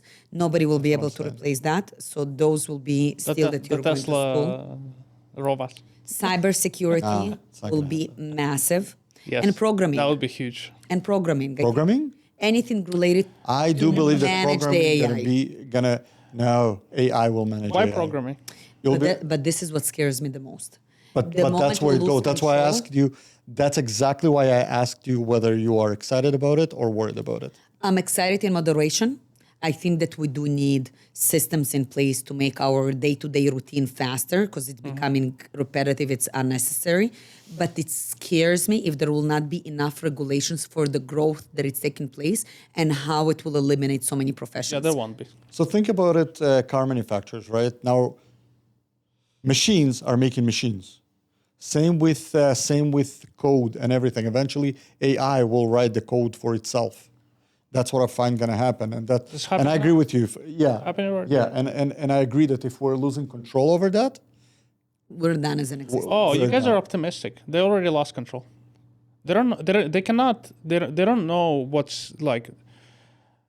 They don't know the complexity of this. No coder that works for those companies knows the complexity. It's where already it goes, gone. yeah. Yeah. So what do you It's think? scary at some end. What at that tools, point. what AI tools are you using? What do you do to make your life easier? Because again, you're juggling so many different things, and how do you connect those? What do you use? No, of course, I think that we all use the same ChatGPT to its finest. This I is moved my, away from ChatGPT, but my go-to in a lot of But it things. makes so many mistakes, though. It does, but the way I use it, I think But I use it too. for Really. email replies, for example, it's attached to my email. So he Oh. already knows my, so I See, gave it's a him, he now. It's not it. It's a he now. it's did you train it on your Sorry, own? go ahead. writing? So I trained it on my own. So I gave it instructions of who I am, how I reply, how I speak, my tone, my da da da da. Da. So now it's mainly when I have so many emails, it's already knowing that I'm an agent, that this is the response. So it's pops my email response. So I don't need to write it anymore, and 99% of the time it's actually correct. Okay. So I just reply to it. Pictures, editing, all of that. I currently have an assistant for video editing, but mainly I do it myself. I still manage my own social media. It doesn't pages really on do my video own. editing. And you have the time for Yeah. that. At night, actually, this is my. Yeah, this is because when what do I we do relax. at night? You know, normal, regular people sleep. You don't need that because you're a vampire. Like, No, I do sleep, but it relaxes me. I love editing my videos. I like posting them. I keep track. So that AI helps me in that. So it makes it much faster now with editing and pictures and things like that. And I still think that I have a lot to learn. I want to take a course for AI because I think, again, if I can also bring some systems, even for cross-border, that will be amazing. How to maneuver that, even portals and things like that. But I think that my kids are going to teach me AI and Yeah. things like that. But it scares me.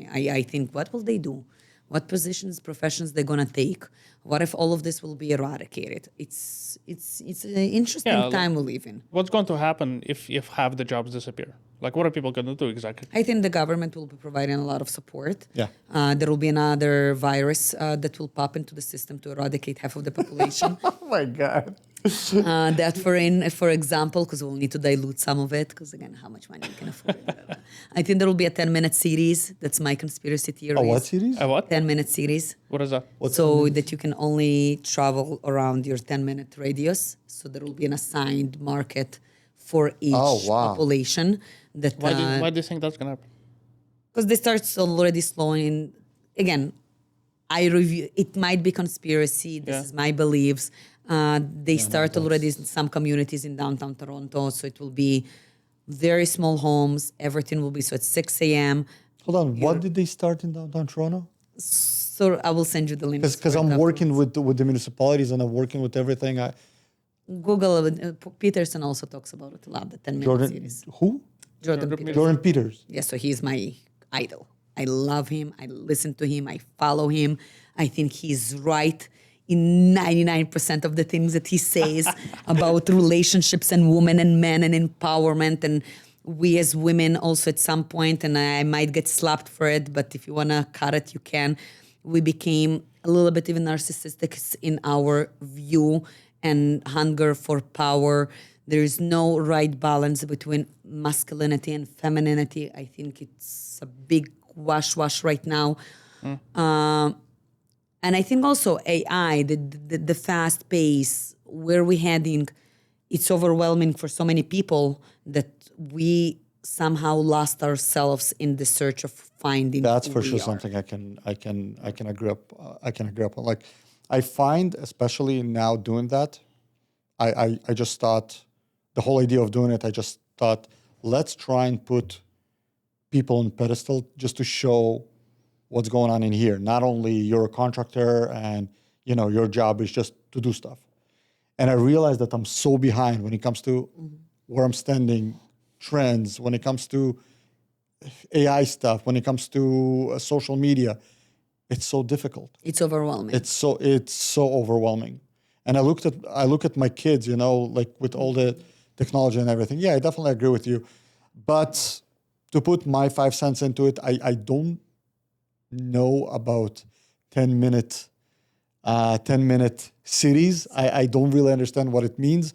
I don't see anywhere in the future plan of the city of Toronto, which I am very involved with, something that even goes towards something like that. The opposite.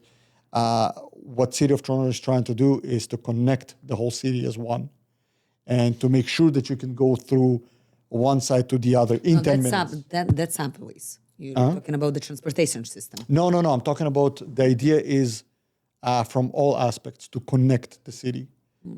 That's where I'm saying it's going. I don't know what I'll be interested to watch. You don't see that we're slowly moving into rental properties much more. Yes, so we are. That's normal. We are. So the future of the city of Toronto is very simple: density.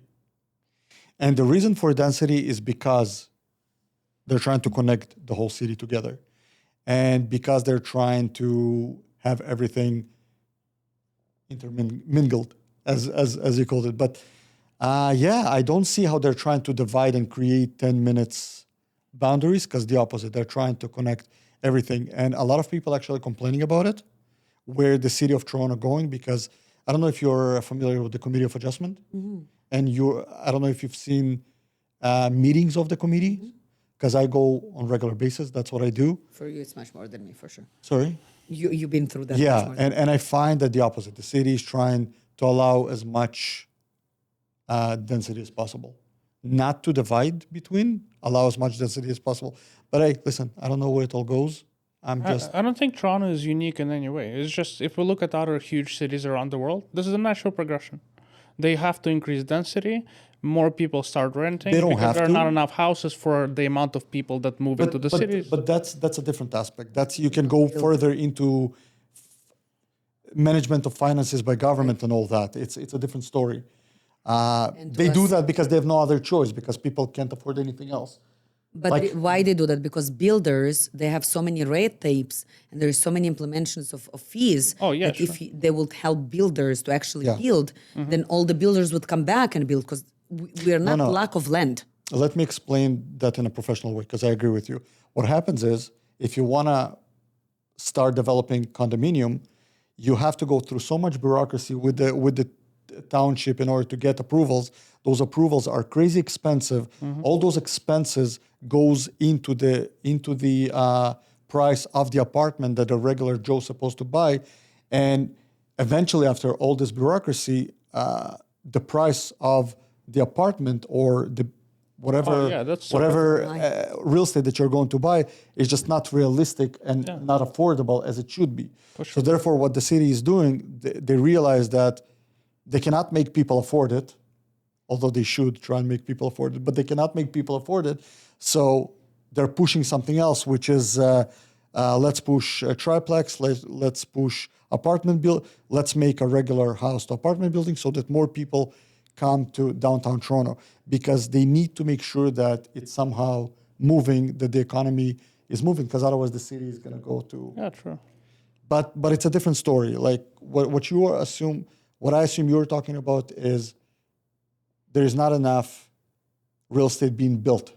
And we have the real estate for that. That's what you're saying? Of course, we have the So capacity. that's what we're talking about, what I wanted to talk to you about. Where do you see the real estate in the city is, and where do you see the future of real estate in the Canadian market? And this is only my opinion. There is no real estate agent, no professional can predict the future. So this is just based on, again, I have to emphasize it strong enough, this is just my opinion. This is not anything but that. Which that's what you're here for. We're interested. This is just an opinion. Appreciate it. If I did not have any real estate, I would be running to buy anything that is a detached home, semi-detached, a townhouse. I think that those properties, again, because we do not build anymore, I think only few people will be owners of properties. It's like gold. It's eventually gonna be valued more.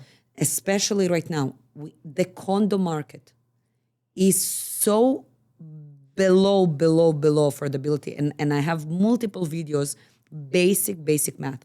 If you're paying $2,800 a month for rent, you can buy and you will pay less in property tax, maintenance, and mortgage. Condo.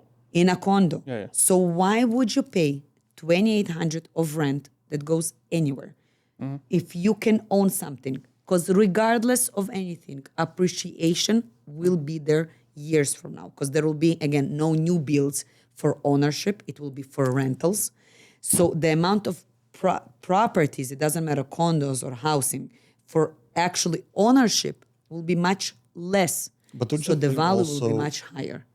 But don't you think also that in order to buy something, you need to have a certain down payment? So first-time buyers right now eventually need you're to going to have get the same amount. 5%. But then it's not going to be then $2,800. Of course it's going to be a lot more. No, I just closed the deal right now. She got the keys. She put 5% down. We got her a penthouse unit in Richmond Hill, 1 bedroom. All of her expenses, including maintenance, property tax, mortgage, and even utilities and insurance, came to $2,680. That's with CHMC insurance or whatever? All of that. She Which did not is the do same this. as a rental. Okay, So people, you heard it here. This is the person to help you out. Why not to buy? If the government right now supporting, especially first-time buyers, 5% down. And again, properties right now go, a lot of them on power of sale. So you get them at, again, they listed it the It's a first buyer's time. market. It's a buyer's market. They listed it originally at $556. We got it at $410. $410. Penthouse unit in Richmond Hill. Great condo. What? $410. So people that have 25, that's what I say. If you have $25,000, I will buy you a condo. I need 25 because there is land transfer tax and you get some money back. That's something you gotta cut and I put it think to it's the very reasonable. 25,000 to save. It's reasonable to save. I'm just surprised that it's possible. And what kind of credit one would need in order to get that all approved? That goes already to the mortgage specialist, but regardless, we'll make it happen. Okay. That's in a nutshell. Interesting. Yeah, but the general thing I was trying to say is that the city of Toronto is simply on the path of, again, like any major city. If we look at New York or It's just what happens, you know. So we I don't attract. want to look at New York right now. Yeah, like I think you don't want to look at New York. I mean, to take New York, London, Tokyo, all over the world. But This is just what happens. The one thing that I disagree, that still remember that we're in Canada. Mm-hmm. We're not in US. So even when people say, oh, Toronto is not New York, again, we're not in US. We are in Canada.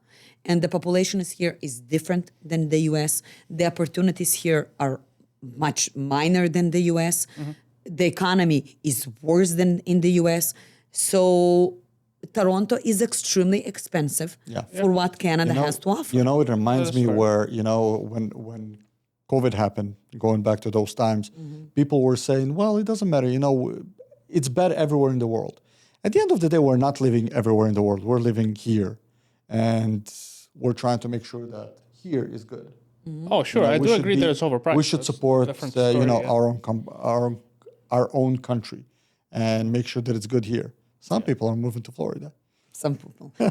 And back to you, I don't think necessarily it's overpriced. Canada should be a very expensive country to live in. Because when we immigrated with my parents 20 years ago, the amount of exams and education that we had to pass was beyond excessive. It means that qualified people, because Canada is immigrant land. This is what it is. There's, of course, many Canadians and Indigenous people that they have their own, but it's very minor compared Shout to out the to land. Yeah, shout out to those, really. And by the way, to the Indigenous people, the government gives them a grant for first-time buyers per individual, $50,000 to buy their first home.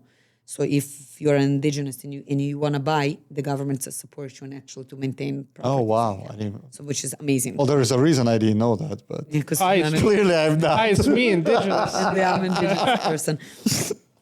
So Canada is a land of immigration. And again, what years ago I have noticed that there was a lot of quality immigration in order to drive the economy of Canada to success. And at the time, based on the market, it was within the affordability range and it was growing. The appreciation was growing. What we have seen now that Canada unfortunately loosened its borders significantly to more of a refugee kind of a state. And I call Canada as a state because maybe it will become the first state. We're going in every direction. I really don't know where we're going. You never know, right? So it's a continent, it's a country. That's becoming a controversial conversation. So the quality of immigration significantly drops, or the affordability of the buy also significantly drops. So if right now you're a refugee and you are a family of 5 and the government gives per head in your household $2,000 flat, why would you want to go out and work? Why would you want to drive the economy of Canada more? Why would you want to buy if everything is given to you? You're given a house, which is paid for. You're given monthly fees. So why would you increase the country? Yeah, and you got to divide one mortgage by 3 families. I have my own So you don't need to conspiracy work theory, very but, hard. you know. No, it's not conspiracy. Actually, No, I have this- my own, but you know. Yeah. So actually, this is reality that in a lot of communities you got multicultural homes, which we deal with in architecture. We deal with cities actually recognize city of Brampton, for example, recognize multicultural homes, and it is the truth that the reason they survive and live a better lifestyle, because instead of having a couple working hard and getting a bigger salary and having motivation to try and make more money, they need less in order to survive. Because now you divide one mortgage by 3 families, so you don't have as much motivation to grow yourself and to grow yourself in your career. You have the motivation to do a simple job, you know, and This is another factor, by the way. Fewer people get married now, so Fewer married, crime rate is off the roof. Like the condition, the amount of homeless people, like I don't know when was the last time you guys were driving in downtown Toronto. It's petrifying. Like there is so much homeless people on the street. Like again, I remember Canada 20 years ago. It was the land of opportunity. I just wanted to say that. Yeah. Land of opportunities. My parents were dreaming. 6 declines they got. 6 declines. My father is a computer engineer. My mom is a daycare teacher. 6 times they got declined that the language was not strong enough, that the score of their education was not strong enough. They had to take French. So quality people came to drive the economy up. Now, because again, the immigration has closed. Look at the universities. empty. Residences, empty. Nobody wants to come and study here because all the high... But also it has to do a lot with AI. It also has to do a lot with AI. So true. And also it has to do a lot with the fact that, as I said, all those... I'm sorry for cutting you off. That's important. No, it's okay. I know, I left for that reason. I don't know if you knew, but I used to teach in George Brown College. Oh, you used to? That's true. And I left for that specific reason. I think there's no respect for schools. And schools are a great business. They pay horribly. But I don't know if it's a required education in the future. I used to teach in one of the programs that I used to teach in was the renovation program, and I used to ask students, professional students. Do you know what a professional student is? Do you know what it is actually? It means that you get in a trade in something. No, that means that you're a professional student. Your job is to be a You student. keep studying forever. You keep studying and you don't want to leave school. What do you mean? So, well, students don't want to leave school. They go from program to program, not to get into the real life and to get a job. So you saw a lot of those? Of course, a lot of kids pretty much go from program to program, and they're professional students. That's what they do. You know, Professional students. Yeah. So now you get it, professional student. student. So I find that it's kind of becoming like an unwritten contract. You come to our school, we will give you a diploma. You know what I mean? And I found that the quality of students is not the same, and that I think it was not a wise choice for me to stay and teach. And yeah, of course, other stuff as well. So because I asked the question, I remember every beginning of semester, I used to ask a question, how many of you want to become contractors?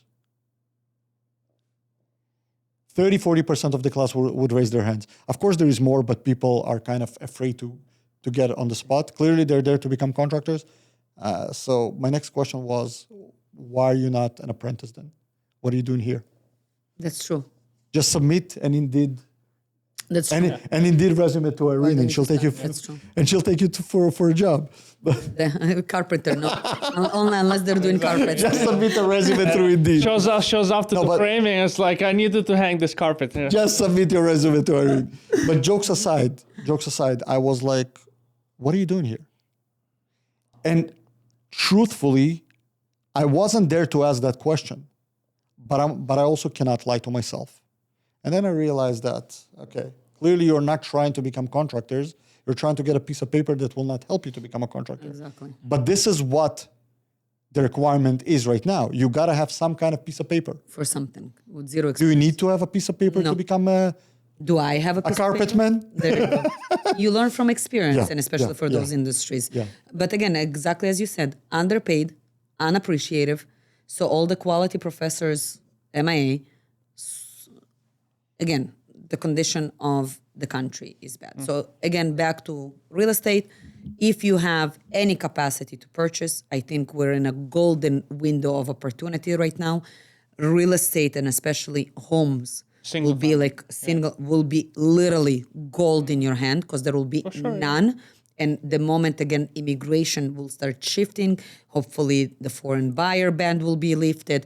We pray for the people for Iran. Hopefully the regime going to change and they would want to have more opportunity to immigrate here. Again, they're a great population. They come with funny money and funds. They love detached homes. It will drive the economy up, same as I say with China and so on.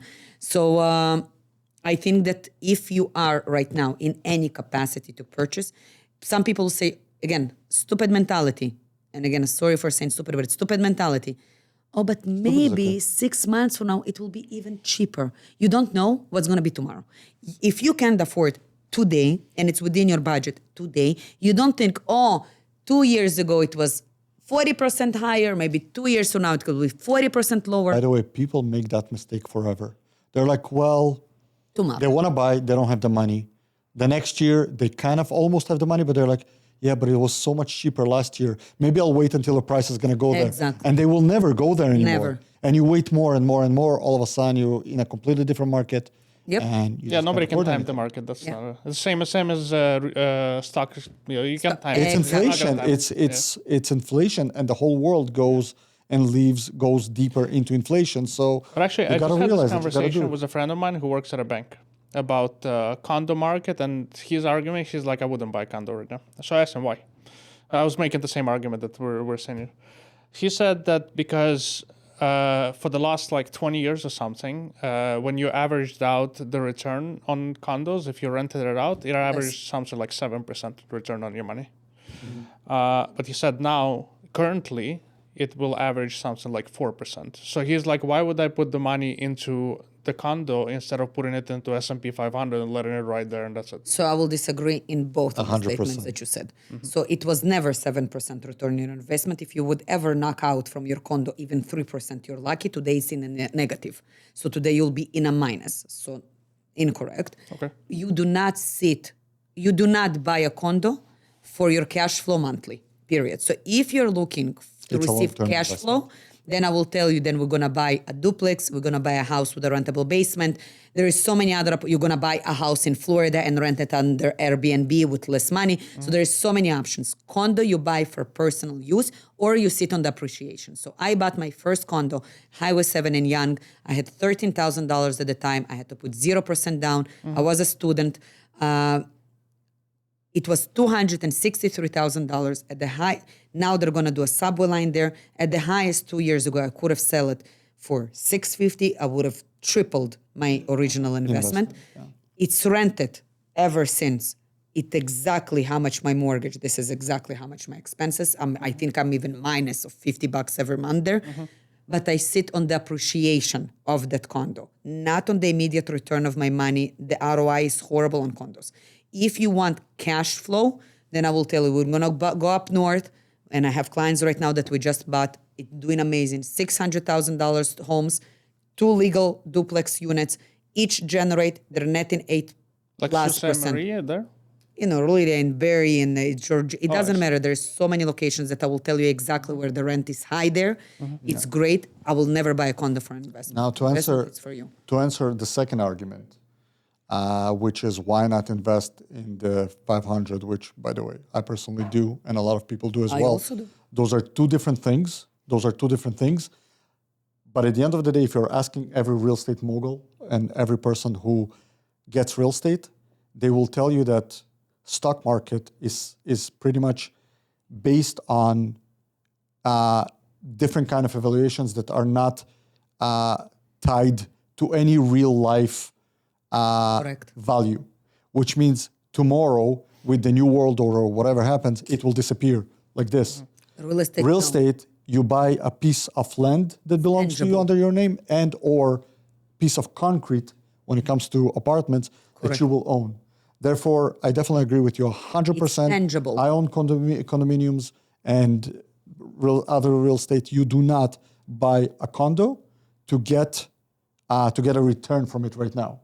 That's really not how it I'm works. going to send him this and see what he says. You can definitely send them that. And if this is the case, you will not be able to buy anything. Another thing that I want to mention that, and I think we talked to you about it before, that I personally believe, unfortunately, not a lot of people in Canada have money. Okay, let's be realistic. And those who do have money, trying not to invest it as much as possible right now, because you don't know what's going to happen. Correct. Economically.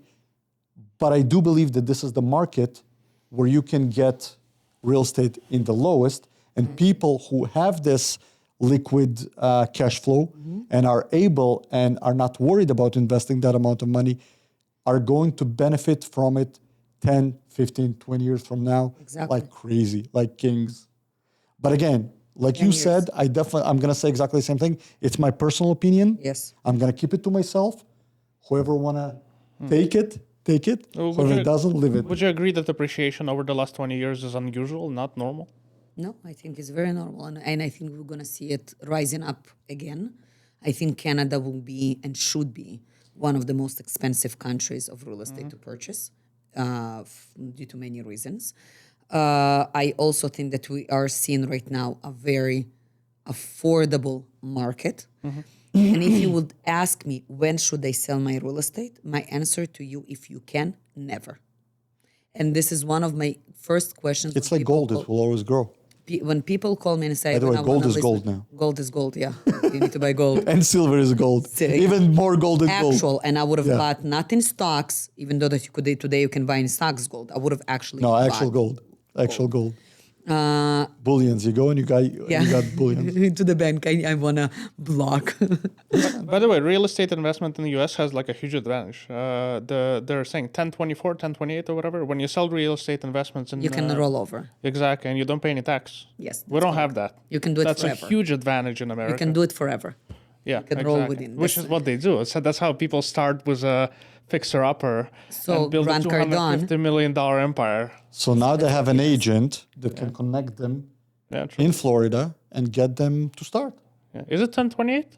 1028. So how much a regular Joe, how much one needs to have right now invested, how much they need to invest in order to get a good real estate, and by good real estate I mean something that will actually give you a return on investment and actually grow well in Florida, anywhere, since you're familiar. In Florida, so again, depends.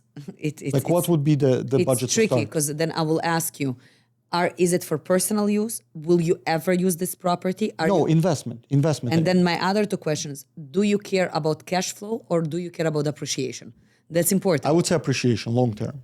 Appreciation. So again, if people care about cash flow, they should not get into it in the first place. They can, personally multiplexes, 100%. Yeah, but that's a hustle that somebody who lives in Canada cannot afford Of themselves. course you can, because with the property management, Great, you're never great. there. That's a different story.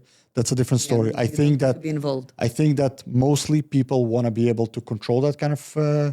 But again, no, we're not going into multiplexes because you need to. I personally believe you need to control an investment. But appreciation, I If think I go that for then you need multiplex, to- I will go here in Canada so that I can be on top of it if necessary. Some people would be very happy, to go your way. I'm thinking I live right now in city of Toronto. I'm an actual middle class who doesn't have a lot. How much do I need to invest with Irene to get a property in the US to start getting my money appreciated? And that property will be inflated. Airbnb'd, I'm assuming, or long-term tenant, correct? 'Cause Yes, they will not yes, leave. yes. So in that situation, I will not even start you with a house because there is no point. I will probably, the condos there are much bigger than here. I think that with somebody who is a middle class, I would have said a 1-bedroom around in good area with low HOA fees, that rentable is high. I would have probably said around 400,000. You will need 30% down. So for foreign buyers, mortgage is like this. And when I say it like this, it's literally like this. Because that's investment to the country. There is nothing you need to give beside your ID and 30% down. You're done. That's it. And you get affordability. So if you have 30% down of approximately 400,000, you will be able to buy something that pretty much US, that pretty much will cover itself. And why it's beautiful, that they will not give you a mortgage if they think that the rent will not cover the mortgage amount. It means that Oh, wow. it means that there is no downfall. Because they have two ways to secure it, either Correct. by checking you out Correct. or checking the rent. And of course, that's so smart, by the way. I didn't know that. And of course, it makes sense to check the rent out because then they can get more money instead of controlling not getting that money because you wouldn't be able to afford it. So I will give you right now That's a interesting. scoop for what is coming next between me, Lina, and our partner, Ronan. Ronan used to have a massive brokerage here. He transitioned to Florida. Now he does mortgages there, and he's part of our brokerage of North to South. We are almost about to release our new project in St. Port Lucia, especially for clients that are Canadian investors and they want to sit on the appreciation.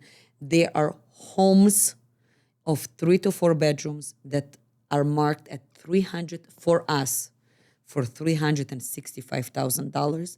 The rent is instantly guaranteed because we have already a wait list of people to move there because they're building one of the biggest Costco manufacturing contribution center there, just around that property line. The builder is Leonard, which is fantastic builder in Florida. Mortgage will be done, rent will be instant. Those properties were estimating to be in the next 2 years already $650. So no brainer in that sense. You put 30% down, you have tenant instantly there that covers exactly all of your HOA fees. The builder is covering the first year of HOA fees. So they're giving us an incentive in order to bring Canadian investors. I will be investing in this project myself as well, because I also strongly believe that if you do not invest yourself in some of those amazing deals, how can you sell it to the public? So me and Ronan already we have some units that are saved for us that we want to buy. How many units the whole community? I think around 50. 50 units. I feel It's not too many. it's gonna be- People should rush. Yes, so once we're going to get because we're now in negotiations with the bank for lower rates in order to secure that exactly the ratio to loan is 1-to-1 for rental. So it will be at 100%. And I think it comes to around the 2,300 a month for that space. So there is no cash flow from you. You do not need to spend money monthly. This is where you sit. And how big are the properties? There are ranges, so there is multiple, depends what you want. In average? I think at around the 1,800 square feet. But don't forget, it's one floor. Oh, those are small units. Smaller units. Is HOA a pain in the rear sometimes or no? Yes. Yeah. Sometimes it is because sometimes they give you nothing for the fee. So let's say you pay HOA, but the community is not really a nice community, the facility is not really maintained. They just charge whatever. So yes, HOA is a pain, but majority of it, again, same as you go here and you pay $150 for gym membership, and you pay to see a movie, and you pay to play pool. So this is just part of the amenities. That You don't need to receive. do that. It's all at home. Just like you have condo townhouses here, Yeah, it's maintenance fees. but, and with amenities. what I've read before is that sometimes HOA can be a pain in terms of like you want to change things. And Oh, they're like, yes, no, yes, no, yes, you yes, cannot yes, do yes. that. Like, Oh, yeah, HOA is yeah, very yeah. strict, and they They're can very kick you out of strict, your own home. This is what's interesting. HOA has a power to kick you out of your own home. And then you're stuck. You have to sell. So if they say that you're making That's too much, crazy. but on the other hand, it's amazing because let's say there is family disputes constantly, a husband and a wife. Police get called. It is disturbing the community. Oh, I see. Or let's say they do parties, or there is weapon violence, or there is something that happening. But you see, those kind of things are a little bit on the border and can be abused. Correct. And that's where but again, that's what I guess you would believe there is a problem. Some would believe that policing you is good. I think it's good and bad. Like, Yes, it's good and there bad there at are some point. pluses and minuses. yeah, for sure. Yeah. I think they have too much power, the HOA, in my opinion. Even in Lena, I believe, I think she lost a deal, which was very odd. Afterwards, she wrote a full-on letter advocating for her clients, and they did accept them. Oh, hold on. Oh, so they kind of interview you to get a house in the community? Yes, so you bought a house. It was a condo, actually. We bought a condo, we submitted, and they declined that this is not the profile that we're looking for. Excuse me. What do you mean you decline? So then again, you need to do a little bit of work to say that you seems a cannot little decline. crazy. So before you actually can get your keys, not like here, I didn't you know. buy, you sign with the lawyers, your keys, and that's it. You register with the property Yeah. management. They're interviewing you. So you bought everything, deposits are done, everything done, and now you're waiting for HOA approval. Now they work so slowly that, oh my God, God help me. Florida is so not technology driven. This is what bothers me the most. Yeah. Even if you need to change utilities, you literally need to go and stand in line and get those 3 papers, the pink, the yellow, and the blue, and one paper here, one paper there. Like, They're still old school. they're Nothing is very online. old school, very old school. But on the other hand, how cool is that? Like I have in my neighborhood, I have this guy who is doing snowplow, and pretty much he got few trucks, and they're standing in his driveway. And honestly, you can say none of my business, but on the other hand, you can say it bothers the hell out of me, Like an eyesore? like an eyesore that you have. And then when he fixes them, or in the summer, he leaves the plow itself on the side of the house. If I was his neighbor, I would want to kill him. Yeah, but freedom. Yeah. Freedom of what? Freedom Of means garbage whatever I want on my property. of garbage on your property? Well, it's my property. But there you go. It's his property. And what he chooses to do on his property, in a way, it's his choice, right? So if I choose to play loud music on my property, that's okay because it's my property? Up Well, until it 11 spills o'clock. over. Why up You're until allowed- 11 o'clock? So why do you need to have a rule here but not a rule there? Because that's a disturbance. Once you're inside of your home, it's just I an eyesore. also think that's a disturbance because if I want to sell my house and you keep garbage bags on your front lawn, that's a disturbance, and this is something that's going to make me that lose money I on actually that. think you can go into civil, by the way, and sue them. Who wants to do that? Yeah, but It's a hard But win. why would I go and waste months and my time? But to make a long story short, I think that I would appreciate maybe that kind of HOA. flow here when it comes to, okay, you're doing that, fine. If you're buying the house, you gotta sign a document that you're not gonna have that. I don't know if you know, but in the city of Vaughan, for an example, I did permits before for the city of Vaughan and all that, and I realized that you're not allowed to have a commercial truck on a driveway. Did you know that? Honestly, no. And I think So it's actually how a many good people idea. hold cube vans on their You're right. you know That what I should mean? be in a facility that is in a parking You know what I mean? I think it's an eyesore. I think it's a problem. Now imagine if somebody comes to buy my house and they're like, oh, okay, so you got a truck here, you got a truck. And the real estate would be, you would be like, yeah, no, let's leave this. You got some kind of garbage truck, you got some kind of construction truck, you got some kind, yeah, no, let's leave, don't But buy I want to that. tell you from a real estate perspective, don't forget at the end of the day, we're salespeople. But you're not, You would never know if it's you permanent. are there for your client. 100%, but Yeah, you will so- never know if this is permanent. So when you go and show houses, even if you see trucks, you don't know if it's a one-time or not, unless you actually go above and beyond and knock on the door and speak to them and ask them those questions and then advise to your clients. And that will be an exceptional real estate agent that will do that because they're going above and beyond for their client. You know, it's funny. 99% will not do that. When I moved, Yeah, when I I moved to mean- my house, my neighbor, he never did his lawn. And maybe he'll watch it and enjoy that talk. He never did his lawn, and eventually had a jungle on the side of his house, which was ridiculous a little bit. And how do you talk to your neighbor and be like, I would appreciate if you can mow your own lawn on the side, and there's no. There's Call no. the city, usually You they can, but you don't want to do it because you don't want to be that kind of person. You don't want to start that kind of a relationship with your neighbor where you get the city on them. I would say kill them with kindness. So no, what I did is I offered him to do landscaping together. Oh, And on the side of my house, I got a set of stairs, pretty much huge stairs between the two houses. It's all concrete. It's beautiful. It's modern. It's clean. so you see you were creative No in your problem. thoughts. Yeah. Some people will not be that kind. Yeah. Yeah. Yeah, But I for think, kill them with kindness or offer support or do it together. Oh, well, we did it together. And of course, they were great enough to pay for it and everything. They paid for their half. We paid for, That's amazing. I So you paid for found a my solution. half. But yeah, it was a solution that it's Again, clean in now. Florida, there is more spaces between the houses, so you have more privacy. Yeah. And more of a plus. jungle it is, nicer it looks. I know. That's true. And their jungle, it's not like our scrubs. They true. have palm trees and they have all those. Yeah, it's true. it's amazing. Yeah. Well, listen, two questions. Question number one, where can people find you? So everywhere you can Google my name or IG at Yoffe Homes. I'm very active on replying. You can also WhatsApp me directly to my personal number, 647-831-3979. So where the cameras are. 47831. Yeah, 3979. Again, I'm very approachable, so I never decline calls, even if it takes out of my time. And what's the second question? Second question is, can you give 3 names of people that I should be calling for this podcast that would be interesting for our viewers to watch and to learn from and would be an interesting conversation? So 3 people to interview? Well, to have on a podcast. Yes. So I think I already messaged you yesterday.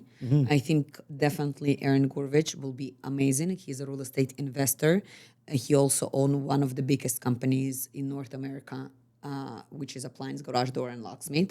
So I think that Appliance garage door. so he will be able to tell you also how they see the shift in those industry due to AI and Google and everything, how suddenly marketing is changing and also the service industry is being affected. I think Quantum Global will be your next interviewer. It's a one-stop shop which will change completely. Interviewee, yes. Okay. One-stop shop for anything related for legal, accounting, cross-border, estate planning. They have now clients that reach out to them, small builders that CRA is after from houses that they built 10 years ago for capital gain.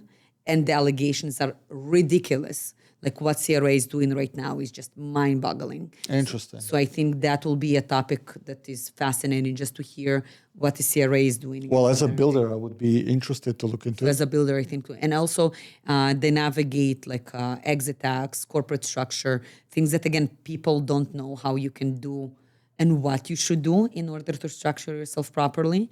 So I think those will be the first. Very cool. Yeah, because I find that a lot of people that leave sometimes years after get all of a sudden a letter saying that Yep. you owe the government this and that amount of Exit money. tax. It all starts with like, not even an exit tax. It all starts with some tax that wasn't paid or something that was like $100. All of a sudden it's $10,000 Of interest. after interest and all that. Yeah, that can be a problem. And you're like, where do I start? Yeah.